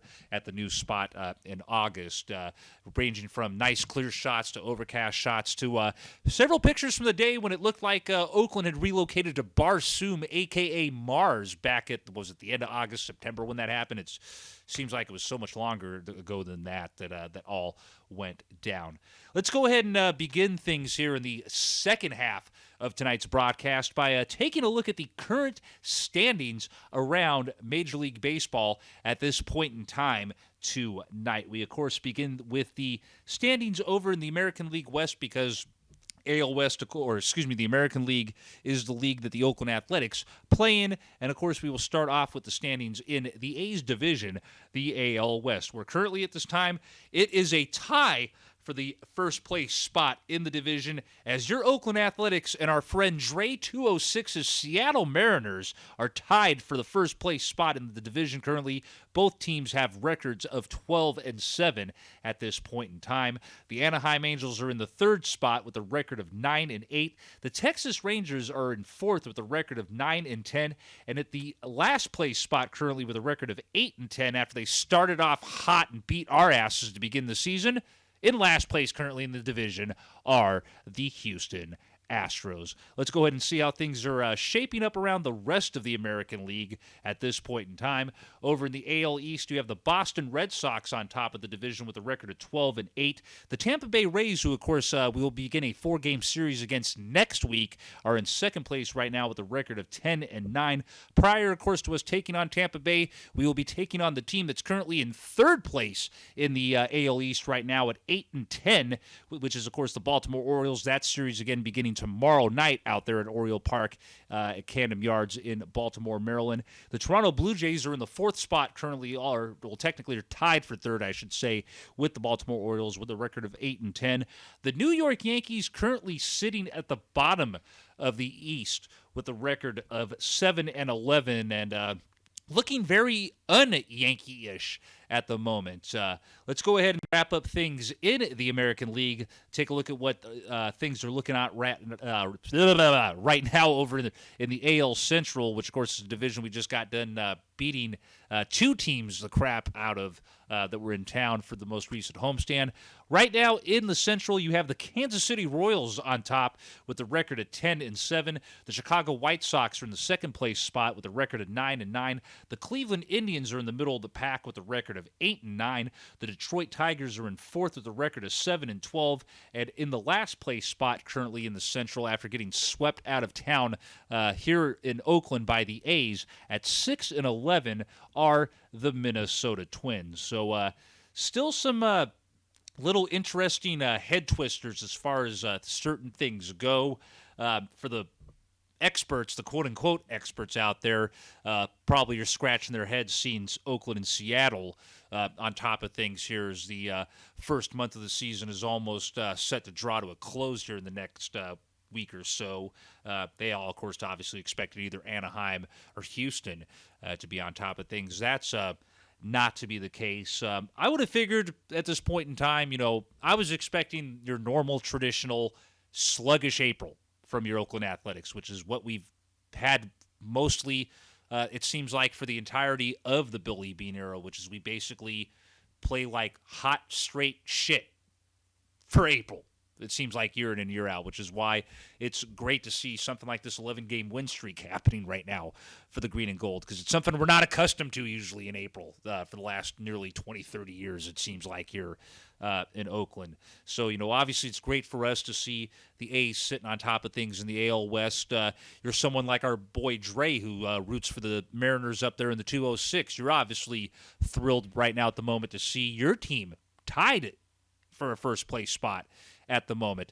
Now, not to hate on things with your team, Dre, but, I still need to see more consistency out of your boys up there from the 206 before I can really consider if Seattle's going to be a regular threat to some extent again within the division. My concerns still remain, obviously, the Houston Astros. Yeah, they're in last place right now, but still shouldn't be sleeping on them. And the Angels, I still firmly feel, are not going to be really much of a factor at the end of the day, but it could be a team that could end up, being a spoiler and can mess up things for us and the Astros as we try to duke it out for the division the rest of the way out. And not even going to bother mentioning the Rangers, because I think the Rangers are going to basically be ass in 2021 and are thus far somewhat proven to be the case. They're a game under 500. Be interesting to see what happens with that. East Division, little shocked that it's not the usual 1-2 combo up there at the top, which is either, well, I mean, Boston's there near the top of things. Just a little shocked to see, Baltimore still at the middle of the pack. Shocked to see the Yankees at the bottom of the division. Still early here. Yankees, it seems like, are dealing with, the usual suspects getting hurt at the wrong time and blowing games and all that stuff.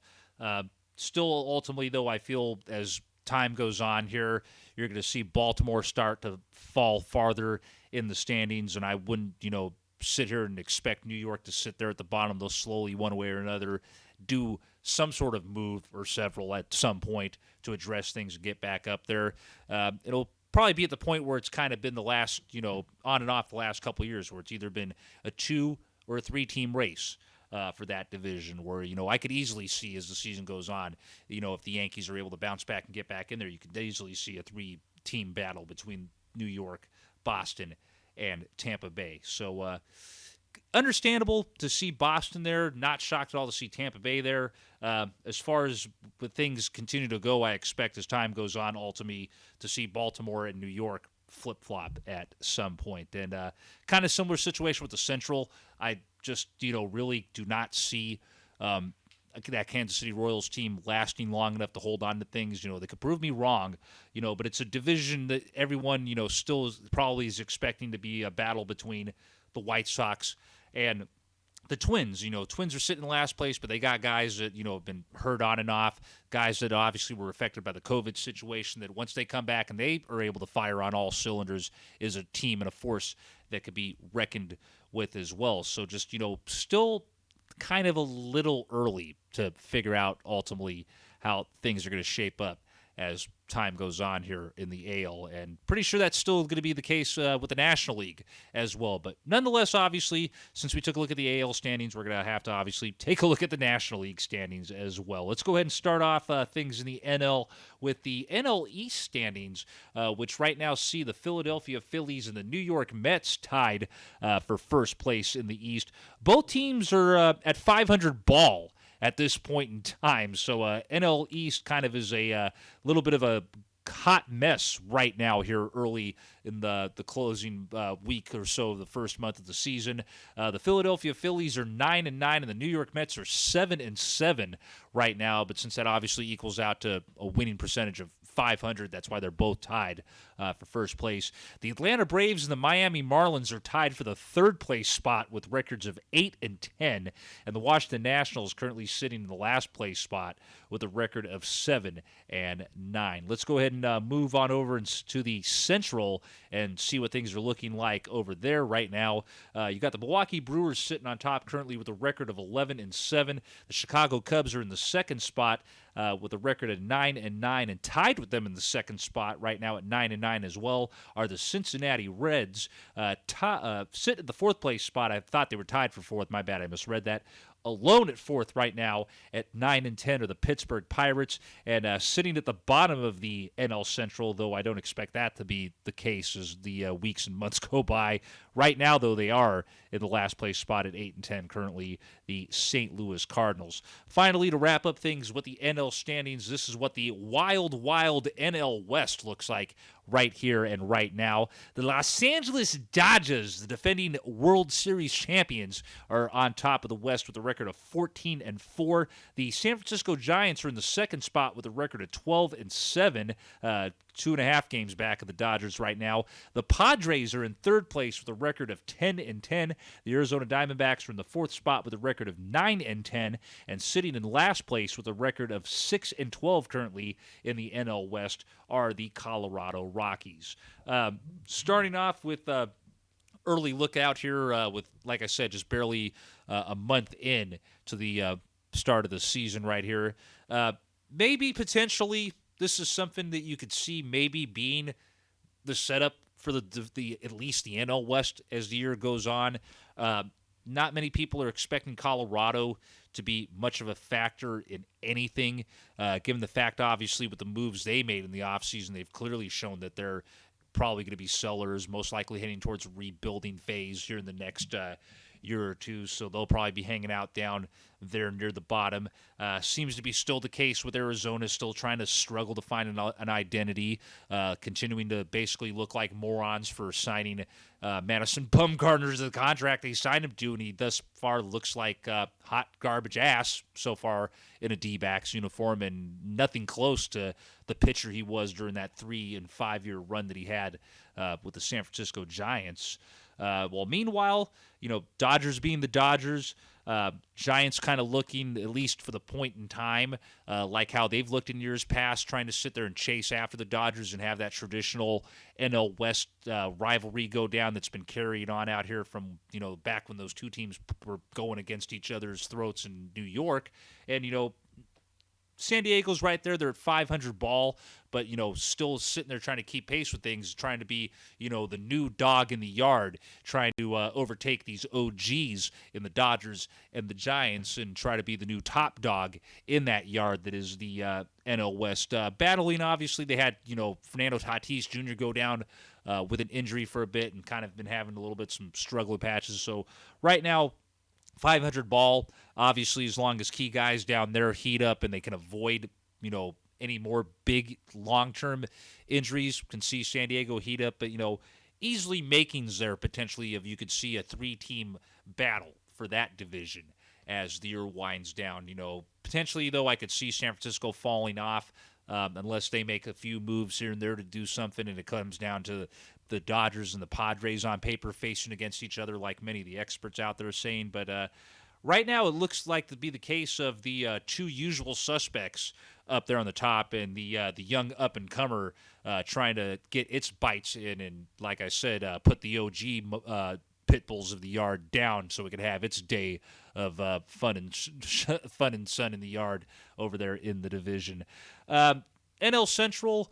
Kind of gotten accustomed, obviously, now to the Brewers kind of being a little bit of more of a force than they were for the early run of their time after moving from the AL over to the NL. Cubs, obviously, are trying to do everything in their power to still have some sort of precedence and effect and be near the top of that division, especially with a lot of people wondering if their playoff window is starting to close, given the fact that you have a lot of guys on that roster that are going to be free agents when this season comes to an end. Anthony Rizzo, Chris Bryant, many of those guys that made up that core of players that they've had from when they won that World Series.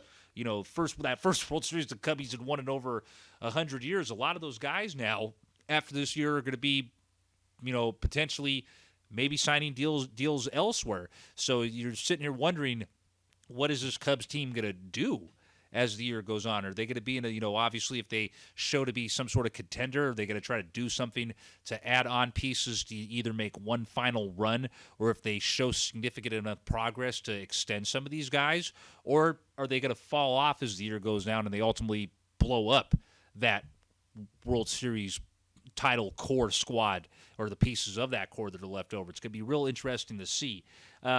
Also going to be real interesting to see what happens with a team that's normally a regular at the top of the division that's sitting at the bottom of the division right now in the Cardinals. If they get back up to the top, I expect them to, but again, a lot of crazier shit has happened in Major League Baseball over the history of its existence. Pirates and the Reds are, being the Pirates and Reds, so not really much I could say about that. Really interesting to see that basically the only teams at or above 500 in the East are the teams that are in the top of the division and the teams that probably many were expecting to be making a run at that top spot. Probably could, factor in Atlanta initially at the beginning because of how Atlanta looked near the end of last year and going through the playoffs until they kind of hit things there near the, late in the tail end before getting, things got advanced farther in the playoff. I'm getting all tongue twisted there, but, yeah, it's going to be real interesting to see how things play out over there in the East. A little too close, obviously, this time really to call, how things are going to go. You're obviously going to have a Philly team that's looking to try to rebound from what a lot of people thought was going to be a solid season from them that ended up ultimately falling apart during that shortened 60-game season. A New York Mets team that's obviously riding on, high hopes of a new ownership group infusion there that's made them the wealthiest ownership in all of Major League Baseball heading into this year. So obviously a lot riding there to try to finally get back to the top of the MLB mountain there in Queens. And, Atlanta's still going to try to make some noise.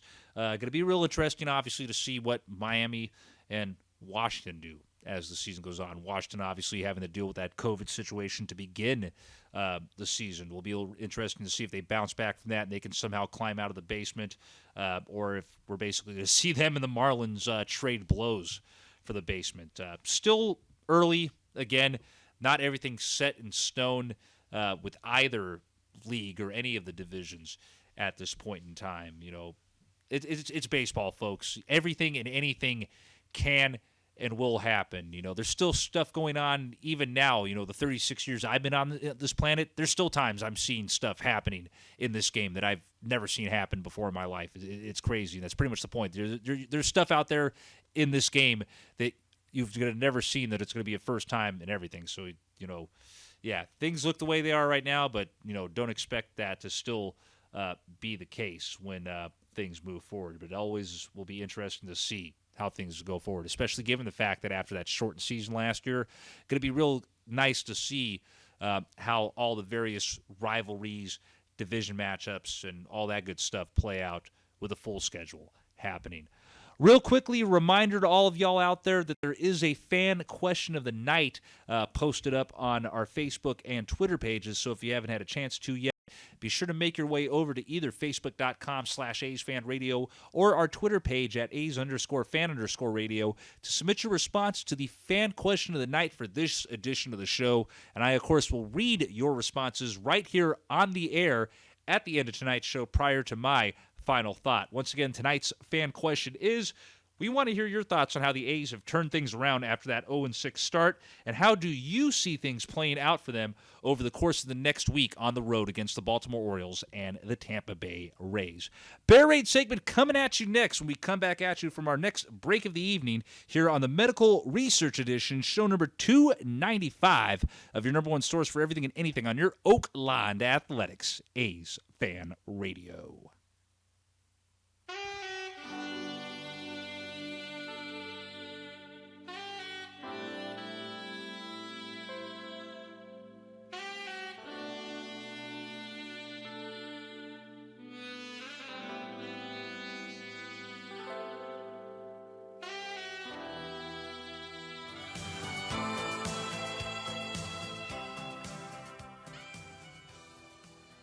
Welcome back, ladies and gentlemen, as we continue on down the road here with the infamous X-rated second half of show number 295, the Medical Research Edition of your number one source for everything and anything on your Oakland athletics. A's talk from the fans' point of view since 2003. It is A's Fan Radio. I am, of course, the legally 5150 Corporal Oaktown, coming at you, of course, from the new Dub 6 studios located in the Eastmont Hills of Oakland, California. I was joined during the first two segments of tonight's show by the other half of what's become known here on AFR as the dynamic duo, that of course being the main man, the boss man, checking in from the boss pad over in Alameda.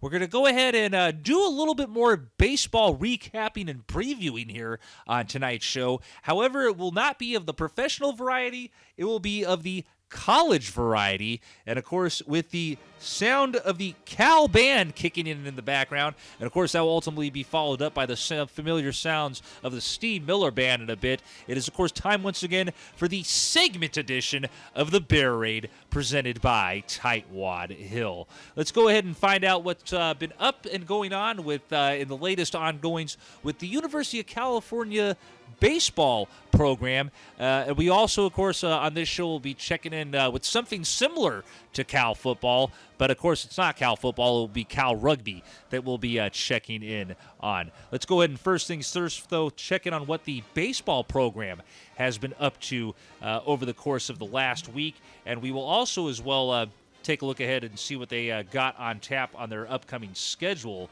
for the course of the next week as well. Just waiting for things here on the Cal Bears website to load. It seems like that's always the case here with if there's some sort of delay, it's always because I'm waiting on something on one of these damn bloody websites to load for me to read here.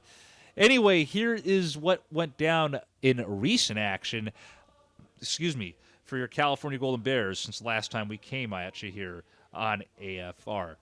2 days after our most recent broadcast, your Golden Bears would begin the first game of what would be a 3-game series on the road in Corvallis, Oregon, as they went up to Goss Stadium for a Pac-12 matchup against the Oregon State Beavers. Here's what went down in the first game of that 3-game series. That first game, of course, going down on a Friday evening, April the 16th, in Corvallis, Oregon. Oregon State would score first in this contest when they would score the first 2 runs of the game in the bottom of the second inning. Both Cal and Oregon would score single runs in the 4th inning. Cal would score 2 runs in the top of the 5th. Oregon would score a single run in the bottom of that 5th. Cal would have a 5-run spot in the top half of the 6th inning, but unfortunately for the Golden Bears, that would be the last time that they would score in this contest. The Beavers would hold them to goose eggs over the course of the final 3 frames, while the Beavers themselves would have a 4-run spot in the bottom of the 7th and score their final 7 runs of the contest in the bottom of the 8th as they beat California in the first game of this series by the final of 15-8. Oregon State 15 runs, 19 hits, and 1 error. Your California Golden Bears 8 runs, 8 hits, and no errors in the first game of this contest. So, not a very good way to begin a 3-game series on the road, for that matter. That's a very ugly way to start off things up there on the road. Let's go ahead and find out if Cal had any sort of better luck in the second game of this 3-game set in Corvallis against the Beavers. The second game, of course, going down on a afternoon up there on Saturday, April the 17th. The first runs to this game would not come until the top of the 6th inning, when Cal would get on the board first with a single run in that top half of the 6th. Unfortunately, though, just like the previous day, Cal would not be able to score anything from the 7th inning on. And unfortunately for them, again, Oregon would be able to, as Oregon would get their lone 2 runs of the game in the bottom of the 7th inning and take the second game of this 3-game series and also secure the series win in this one, winning by the final of 2-1.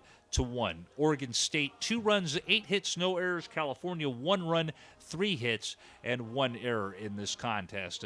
At this point, hey, got your butt handed to you bigly in the first game on Friday. Had a chance, to shut them out and hold them to a 1-0 defeat to even up this series at a game apiece.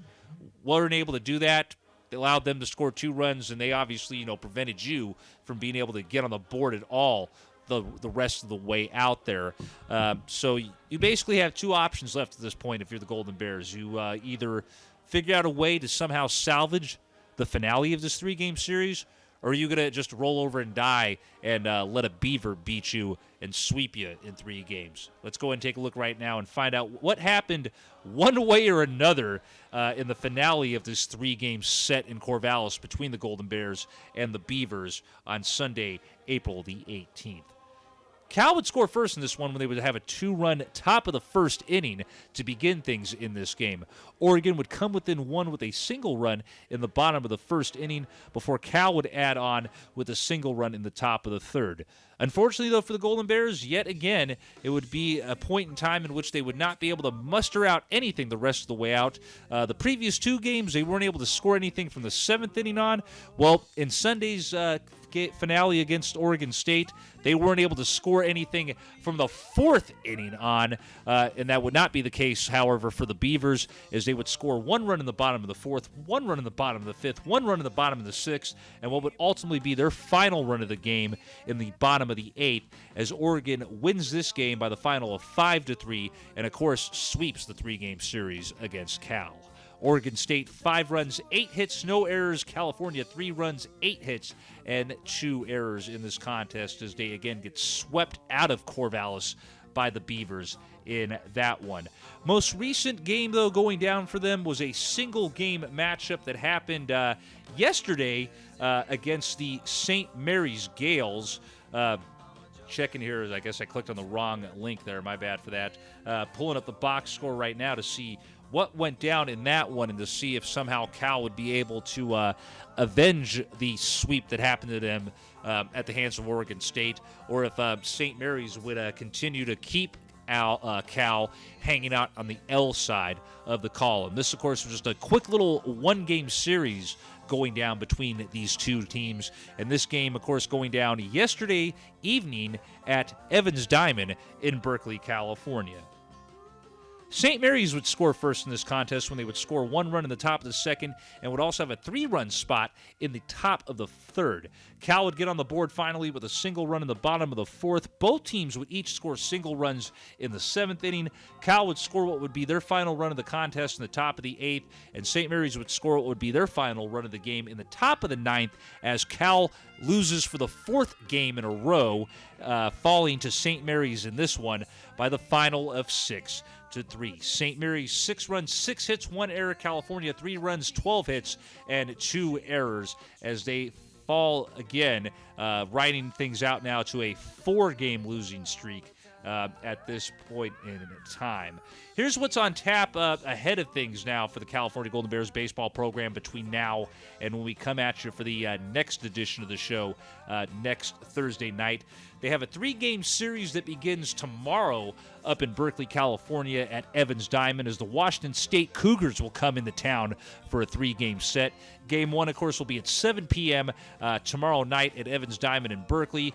Game 2 will be at 4 p.m. on Saturday, April the 24th, and the finale of that 3-game series against Washington State will go down on Sunday, April the 25th at 12 p.m. Pacific Standard Time, and that is the only 3 games that they will be playing between now and the next time we come at you here on the show.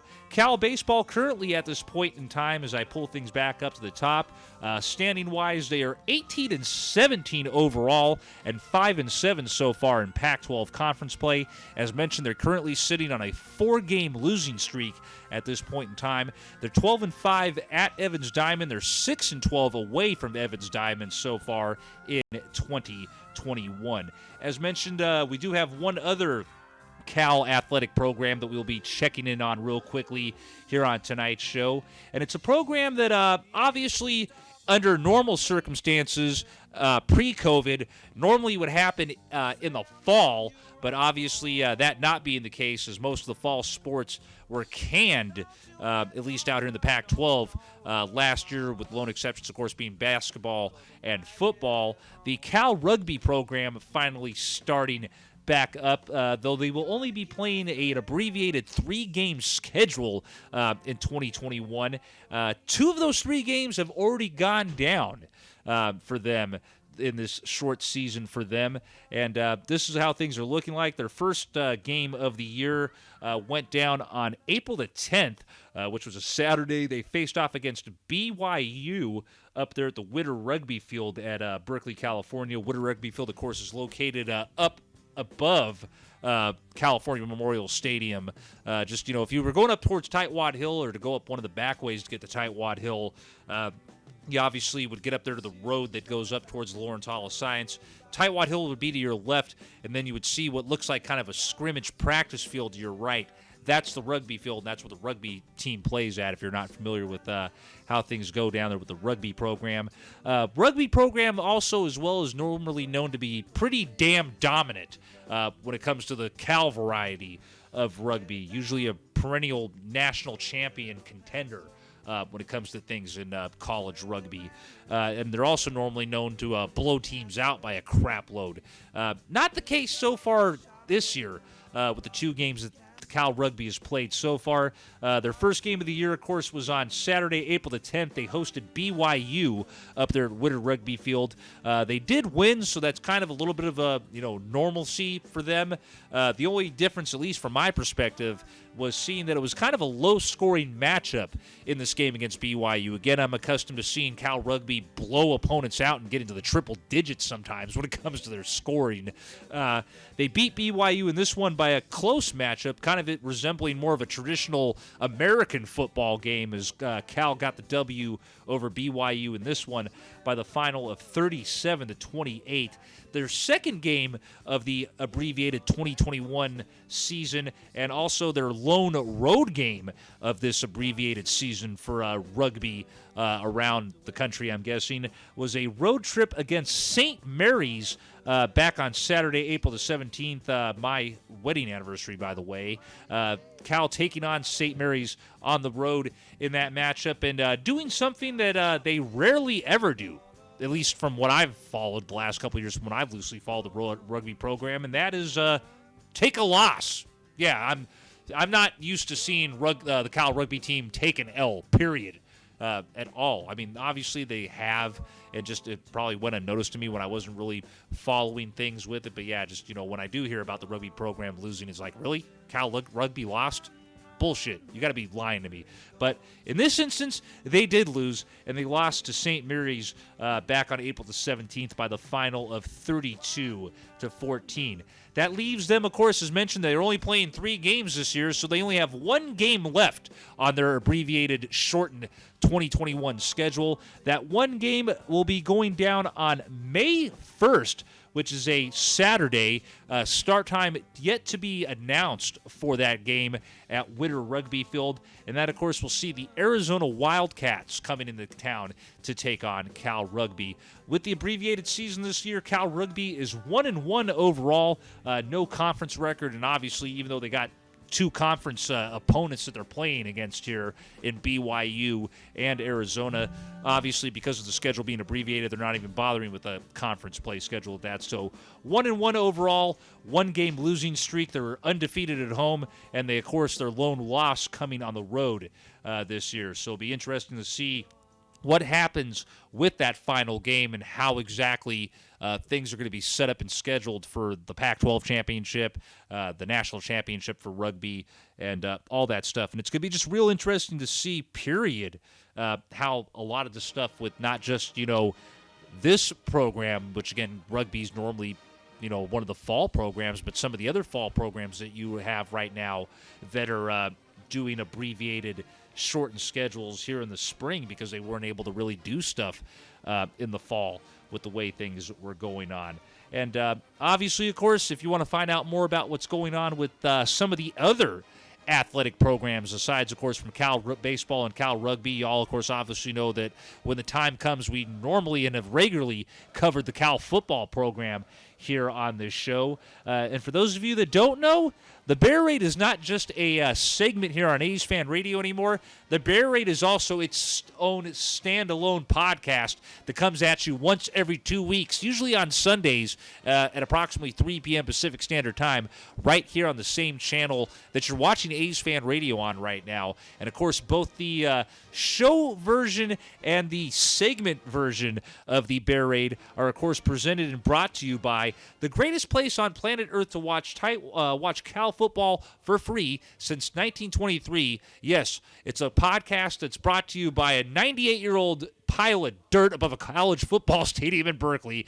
The Bear Raid brought to you, of course, by Tightwad Hill. And for the latest information pertaining to the show version of the Bear Raid presented by Tightwad Hill, be sure to check out things over at facebook.com/TightwadHillOfficial. You can also follow things about Tightwad Hill and the Bear Raid over on Twitter at TightwadHill23. Be sure as well also to check out the page that's currently serving as the unofficial website for the Bear Raid until I'm able to get around to making an official Tightwad Hill website again. That temporary website page for the Bear Raid being AsFANRadio.com/the Bear Raid presented by Tightwad Hill. As I already mentioned, all live broadcasts of the Bear Raid, they come at you right here on the same channel as AsFANRadio, and you're watching that right now. That's, of course, twitch.tv/AsFANRadio. And, of course, just like past editions of AsFANRadio and anything else I decide to want to throw on there at some point down the road, you can catch all the past editions of the Bear Raid presented by Tightwad Hill over on AsFANRadio's YouTube channel. So be sure to make your way over there if you haven't had a chance to watch that yet. There's 12 versions of that show up and about on the airwaves right now. The Bear Raid, of course, launching back on November the 15th or 16th. like many of you out there with this pandemic going on, it seems like sometimes my days and weeks have ran into each other. So roughly about November 15th to 16th is when we debuted the Bear Raid. 12 shows in. We kind of inadvertently took a month off in between show number 11 and show 12. That, of course, was around the same time that I was kind of dealing with the fallout of the first time of having to go through my late aunt's birthday without her being around 1 year removed from her dying in an arson fire last year. Still shocked by the way I was able to get through doing AsFAnRadio during that crazy point in time that I was doing. But, yeah, that kind of affected things with the Bear Raid. Co-host Donnie Knucklehead Hudson also in the process of getting his COVID shots and having some stuff going on, so that delayed things a little bit. And, of course, a familiar face that y'all hear from time to time here on AsFAnRadio and see out of the ballpark, and Tito Soulchild, who's been serving as an on and off guest host over there. He's just starting to get situated into his new spot over in San Francisco, and also trying to get into the swing of things with a new job that he just got hired at about a couple weeks ago, a month ago. So just trying to slowly finally get into that whole summit of that. So that basically is why it was over a month in between show 11 and show 12, but we finally got show 12 of the Bear Raid done last week. So yeah, definitely make your way over to the YouTube channel. You can also catch some of those past shows over on the Twitch channel as well for as long as they're up there. But if you want to see all 12 past editions of the Bear Raid, again, be sure to make your way over to the YouTube channel for AsFAnRadio.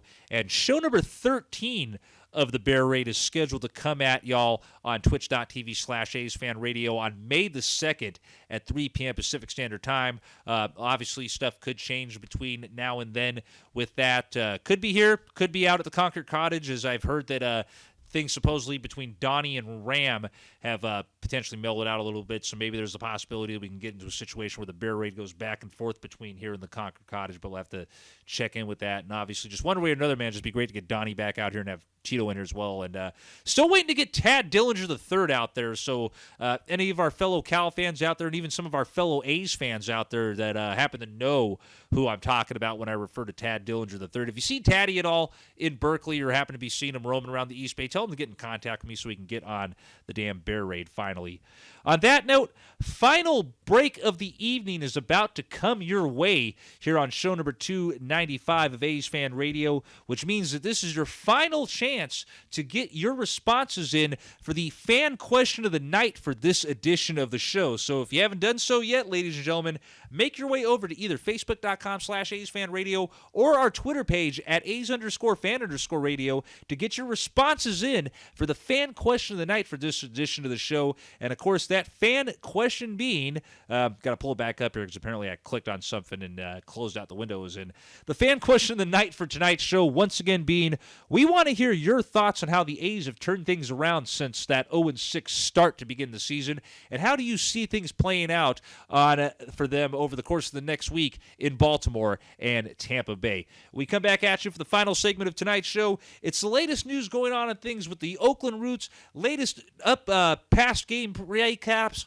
and upcoming game previews for your San Jose Sharks. I, of course, read the responses to the fan questions of the night from Facebook and Twitter, and then lead y'all on out of here with my final thought of the night. Final segment of show number 295, the medical research edition of AsFAnRadio, will be coming at you here in a bit, following the final break of the night.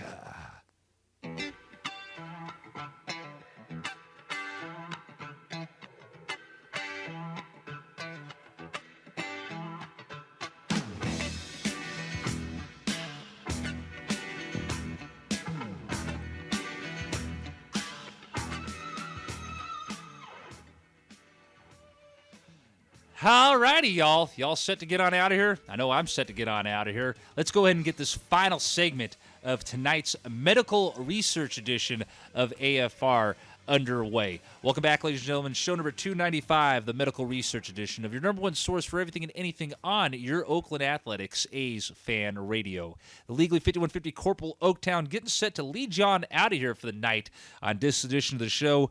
Main man, the boss man, of course, joined me earlier in the evening during the first couple of segments of tonight's broadcast before he, of course, had to get on out of here and spend the rest of his evening with the boss wife and boss daughter. Obviously, of course, for those of you that haven't had a chance to yet during the things here with the Roots segment and the Shark segment kind of is really your actual last opportunity to get your responses into the fan question of the night. So go ahead and do that now if you haven't had a chance to. Facebook.com/AsFAnRadio or at A's_fan_radio over there on the tweet, a.k.a. Twitter. And just look for the post that says or the post or tweet, I should say, depending on if you're on Facebook or if you're on Twitter. Look for the post or tweet that says fan question of the night for show number 295 and submit your response. We want to hear your thoughts on how the A's have turned things around since that ugly-ass 0-6 start to begin the year, and how do you feel they're going to fare this upcoming week on the road against the Baltimore Orioles and the Tampa Bay Rays. All right, let's go ahead and get this final segment of the show rolling here as we begin the final segment with this latest edition of the Oakland Roots segment here on AFR, and of course that latest piece of news being an addition to the ownership group for the Oakland Roots, and it's, of course, a familiar face from not just the East Bay, but from specifically the town, as the Oakland Roots announced that Marshawn Lynch, NFL superstar, entrepreneur, philanthropist, and can't even pronounce what the hell that is. What my wife said, and proud Oakland native, has joined the club's ownership group. The graduate of Oakland Tech, former Cal Berkeley player, and Super Bowl champion, joined Oakland Roots as an owner and partner of a new initiative to bring financial literacy and freedom to Oakland families. Growing up in the town, we could always count on the pro teams in this area, but with most of those ones that I grew up with gone, I knew the minute I heard about the opportunity to join Oakland Roots, it wasn't just something I wanted to do, it was something I had to do, said the new Roots owner. Oakland Roots, of course, for those of you that haven't been following around or have been loosely following around, was launched in 2009 with a purpose to harness the magic of Oakland and the power of sports as a force for social good. The club is committed to using its platform to advance social justice through advocacy, creating and supporting athlete activists, and investing in initiatives like the club's Justice Fund to support causes at the intersection of race and gender justice. In 2001, Roots helped launch the Anti-Racist Project as part of its membership of the Global Common Goal movement. Marshawn Lynch, of course, has deep roots in Oakland and exemplified the grit, individuality, and creativity that defines what the town is all about. From his time at Oakland Technical High School to UC Berkeley and to that football team that used to be known as the Oakland Raiders, to his successful career as an entrepreneur and owner of multiple businesses, including Beast Mode Apparel, Beast Mode Marketing, and Rob Ben's Restaurant, Marshawn will never be far from his community and the future of Oakland sports. From the start, we've tried to build an ownership group that was excited about more than just pro sports, but also about Oakland and our purpose, said Roots co-founder and CMO Idris Agrawaldi. Wallah. My bad about mispronunciation of names there. God, I got to get better just that in general for all sports. We couldn't be more proud to welcome someone who has long been an inspiration to Oaklanders and to all of us at the Oakland Roots. Who Marshawn is and what he represents means so much to the community and the greater Bay Area. He has always been about the action, and he's exactly the type of person who can help us realize our vision of giving back to the city we all love. In the spirit of shared purpose, Roots and Marshawn have announced a partnership with Oakland-born Goal Setter, a saving, smart spending, and financial literacy app for kids K through 12 that teaches financial education through fun, game-based quizzes. Goal Setter is committed to closing the wealth gap by providing kids in Oakland and across the country savings accounts with culturally reevaluated finance education to set them on a path of financial freedom. More information about this partnership will be announced in the coming weeks. Giving kids in my hometown a pro soccer club and players to look up to, and a team that this community and city can get hella excited about was something I had to get down with, said Lynch. And then you layer in the community they are making to this, the commitment, they are making to the city through all our grassroots efforts. The partnership with Goal Setter just reassuring and told me that the organization isn't just about creating change, but really about being that action and making shit happen. So big news there. Real interesting to see how much of an influence or impact this is going to have on things. And as we all know, of course, we still have more to wait and see as far as the whole situation with how things fell out with Ben O'Nigel and what he's trying to do to get back involved with things. So seeing a lot of mixed reaction out there. Many, of course, happy to see Marshawn involved in this situation. Many out there, like my main man, the boss man, not too happy with this. He honestly feels that Marshawn has really to some extent, backstab the community because he felt that if Marshawn really cared about the community, he wouldn't have even bothered playing for the Oakland Raiders. He would have told Mark Davis to go fuck himself instead of signing that 1-2-year deal to play with them. So it's kind of a mixed situation, and it's even more of a mixed bag to try to, think about this whole situation. If you know about the whole situation going on with Benno and what happened with that. So either way, just with all of that going on, it's going to be real interesting to see how Marshawn's presence is factored into this and just what he does in general. But, yeah, going to be real interesting one way or another to see the impact that Beast Mode has on this, regardless how you might feel about him or the situation at hand. The Oakland Roots, of course, will be beginning their debut season in the USL this year. Their season will, of course, begin with a road matchup against Phoenix Rising on the road on Saturday, May the 8th. They will play their first home game on the year, on June 19th, also known in these parts as Juneteenth, over there at Laney College. They, of course, will open up at home on the 19th of June against Sacramento Republic FC. That, of course, right there, information right there for y'all on that. So definitely keep your eyes posted on that. We, of course, will keep you up to date on things with the Oakland Roots, game recaps and previews once the season starts. And, of course, obviously, as more develops with the situation with what Ben O'Nigel's trying to do to get back into the mix, as more comes out with that, we will keep you posted on that. And myself and Boss are also trying to sit down at some point. Once the scheduling works out for the three of us, we actually want to bring Benno on the show to probably discuss not just that whole situation, but there's a lot of other stuff and things he's done as well as a fellow Oaklander to help try to make things better in the community. So definitely look forward to when we're finally able to get Ben O'Nigel on this show and hear his thoughts on this whole situation. And again, best of luck to him trying to, get back his controlling interest in the club. Let's go ahead and we will stick with local Bay Area pro sports, but we will go ahead and move from the soccer pitch to the ice, which means it's time to cue up that John Williams Jaws theme and find out what the San Jose Sharks have been up to since the last time we joined y'all here on AsFAnRadio. You had Boss a couple weeks ago mention that given the way certain things were kind of looking, maybe there was a possibility that somehow, some way, Team Teal could maybe put themselves in a position to maybe snatch one of the lower wild card, I guess you could say, playoff spots. Don't know if that's going to be the case much farther here. As basically, there's just over around maybe less than a month of the season left. A season, of course, that was abbreviated, didn't start until January because of them having to delay the playoffs and Stanley Cup, all that stuff because of COVID last year. Last game of the season for the Sharks, by the way, will be on May 12th, for those of you that are wondering. So less than a month of games left for the Sharks, and really don't know if that's enough time for them to even turn stuff around to even get a low-tier playoff spot. But I guess we'll have to see ultimately what happens with that. But let's go ahead and take a look at what they've been up to since the last time we checked in here with you on the show. Beginning, of course, with a game that went down on April the 16th, a road game where, of course, the Sharks were in Minnesota taking on the Minnesota Wild. And here's what went down in that matchup between the Sharks and the Wild.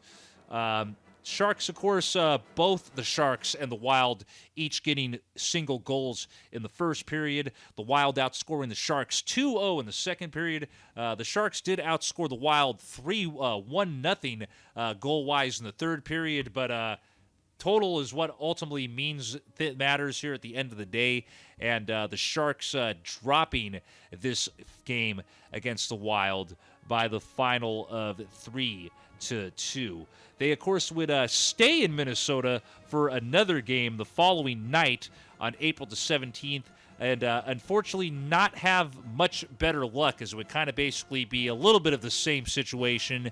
They would still take a loss, still only score 2 goals. The only difference being that I almost wanted to say the Twins, because the fact that the Minnesota Twins were just in town, my bad.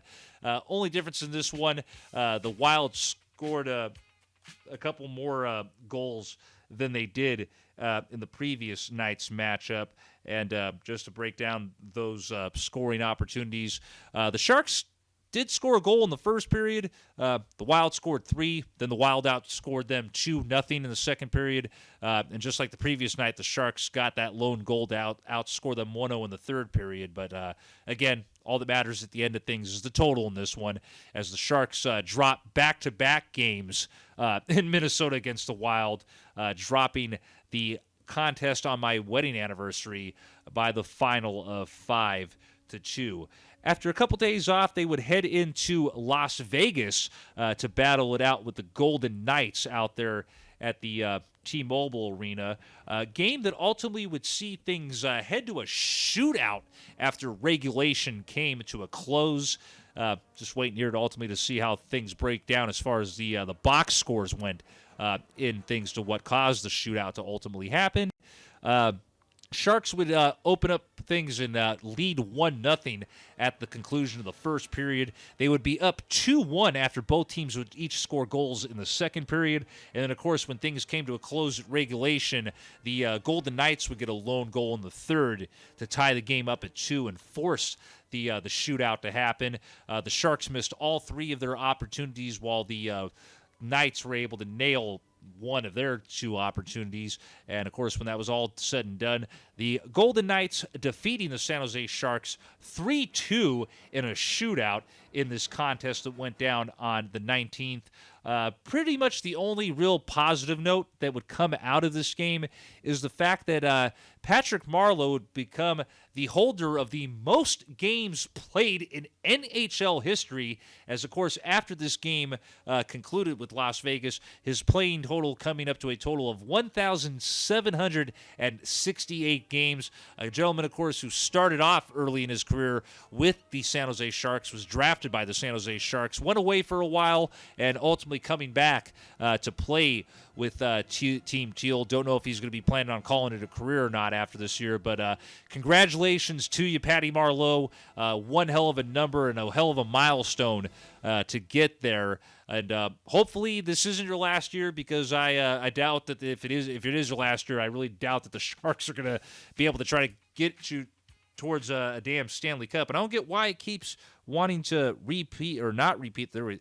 Sorry about that. That's the second time now where Celebrations accidentally inadvertently started playing in the background. I think, yeah, there we go. Now I have it set up for the damn Jaws theme to loop. I got to make sure to remember to do that so that way that doesn't keep happening.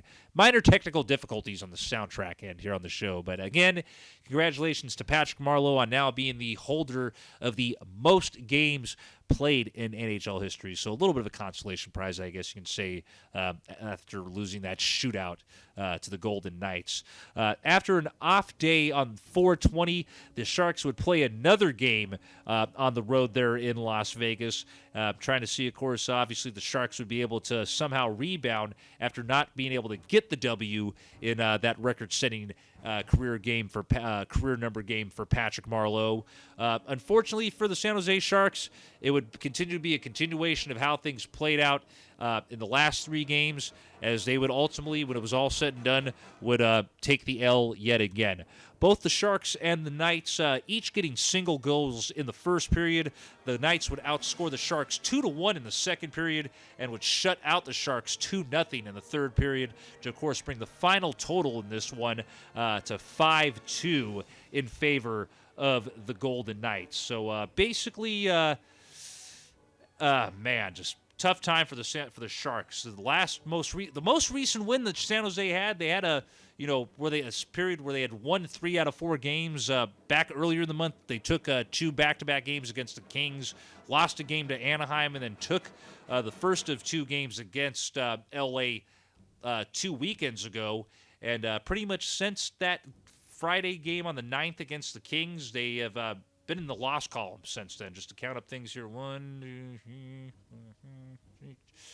7-game losing streak currently right now, ladies and gentlemen, for Team Teal. And that's not the direction you want to be going in if you're even wanting to try to even sniff the jock of a low spectrum playoff spot. So yeah, again, just like I've been saying the whole year when it's come to be covering these guys, is just they don't want to make it. They can't make up their minds if they want to be good or ass. They rather just sit there and sniff the 500 line whole damn year, I guess. Anyway, upcoming matchups for your San Jose Sharks are as follows. They, of course, are off today and will also be off tomorrow before they head on into, or not head on into, excuse me, come back home to San Jose for a single-game matchup on Saturday, April the 24th against the Minnesota Wild. Puck drop for the first period will be 6 p.m. Pacific Standard Time down there at the San Jose Arena, a.k.a. the Shark Tank in San Jose. And they will be at home pretty much for the next several games they'll be going down. They play 3 games, in fact, between now and the next time we come at you here on AFR. Obviously, that first game being the game on Saturday against the Minnesota Wild. They then will have 2 games against the Phoenix, or excuse me, they used to be the Phoenix Coyotes. They're now the Arizona Coyotes. Those 2 games, of course, coming up on Monday the 26th and Wednesday the 28th. Puck drop for the contest on Monday, April the 26th at the San Jose Arena will be 7:30 p.m. Pacific Standard Time. And, of course, that second game against the Coyotes will come at you on Wednesday the 28th, also at the San Jose Arena. That as well will be a 7:30 p.m. puck drop from the tank. Let's go ahead and, since we're here right now, let's also take a look at how things are shaping up as far as the standings go in the Honda Western Division of the National Hockey League. And looking at things here right now, just to break up things, the Las Vegas Golden Knights and the Colorado Rockies the Colorado Avalanche, my bad. Let me start over again. The Vegas Golden Knights and the Colorado Avalanche have both clinched playoff spots. So those 2 teams in the Honda West Division have punched their tickets to the Stanley Cup playoff so far. Vegas currently is sitting on top of the Honda Western Division with a record of 33-11-2 for a total of 68 points. Colorado's right behind them at 31-9-4 for 66 points. In the third spot currently are the Minnesota Wild at 29-13-3 for 61 points. The Arizona Coyotes are fourth with a record of 20-22-5 for 45 points. The St. Louis Blues are in the fifth spot at 19-19-6 for 44 points. Your San Jose Sharks are in sixth with a record of 18-23-5 for 41 points. The Los Angeles Kings are in seventh with a record of 17-20-6 for 40 points. And sitting in the eighth and final last place spot of the Honda Western Division at 14-26-7 for a total of 35 points are the Anaheim Ducks. And, like I said, folks, not much time left here in the season for Team Teal. And quite frankly, it's going to take a lot of craziness, I think, for the Sharks to even get anywhere near anything. Like I said here, you got their next upcoming game on the 24th, which is this Saturday. Looking ahead at things, just to count down the weeks from today, 1, 2 with next week. Trying to pull things up into May, 3. There's basically 4 weeks of the season left, and I don't know if that's going to be enough time for the Sharks to be able to turn things around and somehow sneak into the playoffs. It would take, I think, a lot of the other teams above them in the division to collapse for that to happen. But hey, it's sports, man. College, professional, amateur, little league, Babe Ruth, whatever it is. Crazier shits happen, so you never know. Maybe the Sharks somehow, some way find that magic mushroom that somehow sneaks them in to the Stanley Cup playoff in 2021. But if you want my honest opinion, folks, I don't see the Sharks making the playoffs this year. Be great if they somehow did, but I don't think that we will see that happen. But we'll find out one way or another if that ends up being the case or not when the season comes to a close. The regular season, of course, ending on May the 12th. So, 4 weeks left for these guys to figure things out, and maybe somehow, some way, some of these teams ahead of them to somehow have a collapse and maybe allow them to catch up to that third place spot, maybe. But I doubt it. But again, we'll see what happens. And that wraps up things for this edition of the Sharks segment here on AsFANRAdio, which of course means you haven't had a chance to too bad. You had plenty of time to, which means now you're going to have to wait and respond to a different one the next go around with that. Yes, ladies and gentlemen, if you had a chance to do so, like I said, too bad. It is time now to read your responses to the fan question of the night for this edition of A's Fan Radio. Of course, as always, we try to always have a fan question of the night thrown at you somehow, some way here on the show. Need to try to get back into the habit of trying to get things back into the position of trying to get them posted earlier in the day, so that way we can maybe get more than one or two responses when we go out there with them. But nonetheless, at least when we do get one or two responses, it's better than no responses at all. So on that note, here are the responses from those of you that did chime in and submit a response to the fan question of the night for this edition of A's Fan Radio. Again, as always, whenever those go out, you can leave those responses on either Facebook.com/AsFanRadio or our Twitter page at A's_fan_radio. Doesn't look like there's any responses to the fan question over on Facebook, so yet again, our Facebook followers, you guys suck. I think it's been over a month since any of you responded to the fan question. See plenty of y'all liking and responding to posts and other stuff that I put up there throughout the course of the day that Boss and others from the show put out during the course of the day. Why you no answer fan question? I don't know. Like I said, maybe I just got to start posting it earlier. But hey, we do have at least one response to the fan question tonight, and it continues to come from at least one consistent place where we do get one or more responses from, and that's our Twitter feed, as our good friend David is the lone response period to the fan question of the night for this edition of the show. So thank you, David, for at least being the one person to chime in, and he responded to this back at the beginning of the show. So come on, guys. If David could chime in literally right when the question goes out, there's no reason the rest of y'all that are watching or listening could somehow chime in real quickly. But, again, maybe that's on my end and my fault for that, and I just got to get back in the habit of posting the question earlier. Anyway, here is what David had to say in response to the fan question of the night tonight, which, of course, again, was we wanted to hear your thoughts on how the A's have turned things around since that 0-6 start, and how do you see things playing out for them over the next week down in Baltimore and Tampa Bay. David chimes in with saying, just keep on running and snagging extra bases, extra bags, i.e. bases, as they have so well so far, 18 of 21, and put the damn ball in play each time. We saw how this changed the outcome of yesterday with the final two at-bats as opposed to striking out. Keep it up, boys. They will continue success against any team, any day, against even the best of pitchers dealing heat on the bump with the aforementioned. Yet when not batting, need to carry the hitting momentum towards pitching and defense. Look for winning most series ahead, if so. Again, thank you, David, for being the lone response to the fan question of the night out there. And again, y'all, like I said, Facebook.com/AsFanRadio or at A's_fan_radio. Every show we put it out there. Just maybe I got to start putting it out like 10 o'clock in the morning and just retweet it throughout the course of the day, and maybe that's the way to finally get you knuckleheads to respond to it one way or another.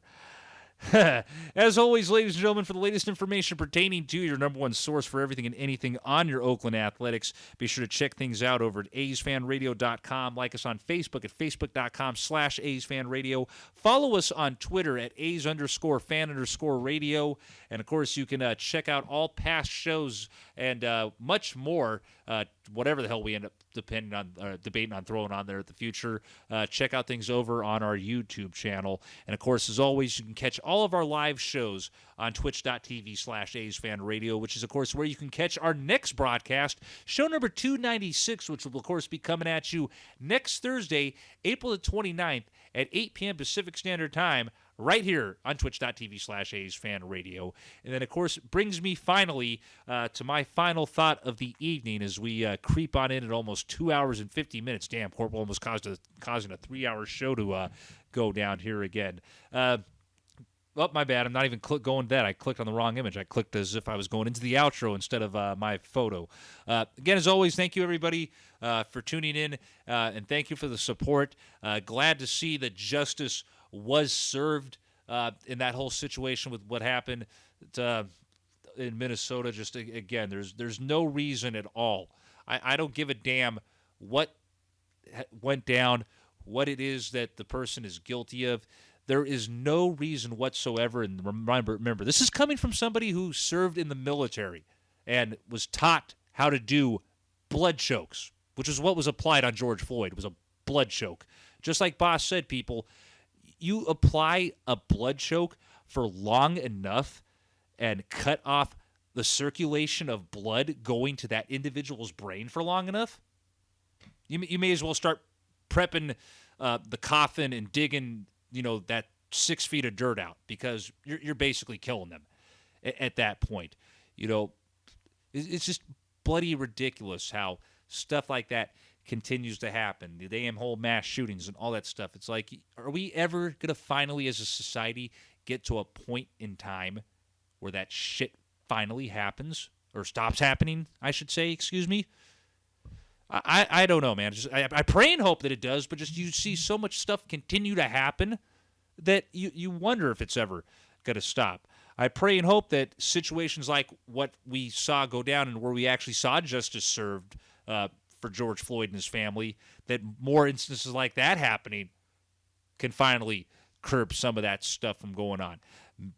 Other stuff being done as well to help curb some of these damn mass shootings that continue to go on. We got to do a better job, people, of stop being such a fucking violent society, such a fucking racist society. I would love nothing more to eventually see things get to the point where we're living like how shit is in Star Trek. But that ain't going to happen as long as motherfuckers continue to be racist. Motherfuckers continue to want to just shoot up shit because they don't want to agree with stuff because my rights and my guns and da-da-da-da-da. Y'all get where I'm going with this. We got to start doing better, people. Regardless of the situations, if that means starting to try to get more stuff done to get, more advocacy and better mental health out there for the individuals out there that do this stuff because of mental health issues. More better ways to somehow identify individuals that show early signs of potentially being, mass shooting suspects or, show the signs of stuff like that. Doing better jobs of catching and identifying that shit. I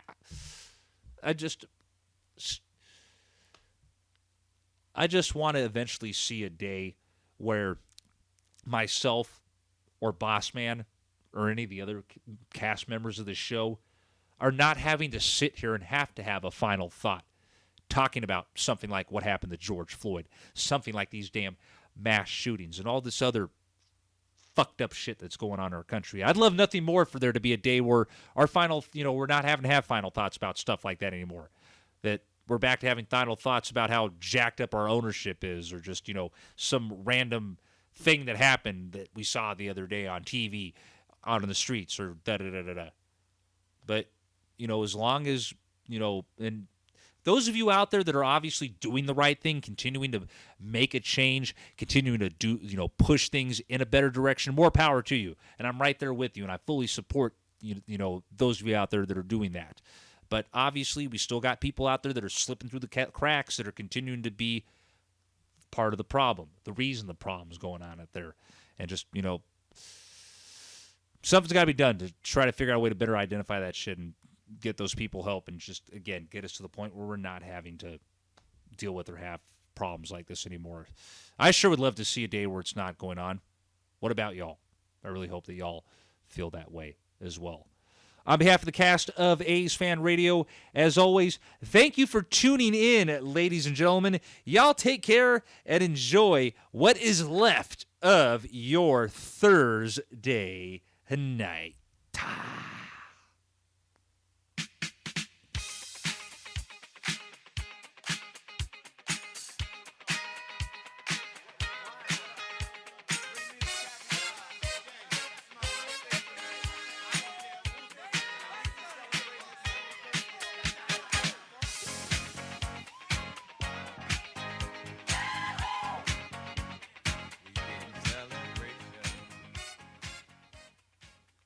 The views and opinions of our cast, our guests, and our listeners are in no way, shape, or form affiliated with the Oakland Athletics or Major League Baseball.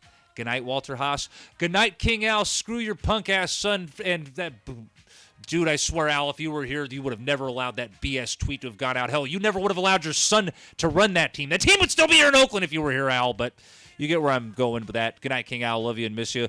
Good night, Chesty Puller, wherever you may be looking after the Marines of the past, the present, and whoever the bloody hell is crazy enough to be a Marine in the future. Good night, Auntie Di. Love you and miss you. Good night, Ricky Ricardo. Love you and miss you as well. Hopefully you and Auntie are serving up the goods up there in the Rickies in the sky. And I'm pretty sure, of course, that good old Chewy Tito Salmonen is holding down the fort as the guard chihuahua at the Rickies in the sky. Thanks, as always, for tuning in, ladies and gentlemen. Don't drink and drive. Wrap it before you tap it. All that same old BS I used to get told before every safety brief when I was in the Marine Corps because, hey, we want to see you right back here when we come at you for next week's edition of the show. And obviously, once my dumbass gets vaccinated and Boss finally figures out when the hell he wants to go, we all want you to stay safe and sound so that way when we're finally ready to, we can see y'all out at the ballpark at some point in 2021. Take care. Y'all enjoy the rest of your weekend. We will see you right back here on twitch.tv/AsFAnRadio for show number 296 next Thursday night at 8 p.m. Pacific Standard Time. Until then, good night, Oakland and beyond. And as always, be sure to stay Oakland, my friends. Let's celebrate. There's a party going on right here. A dedication.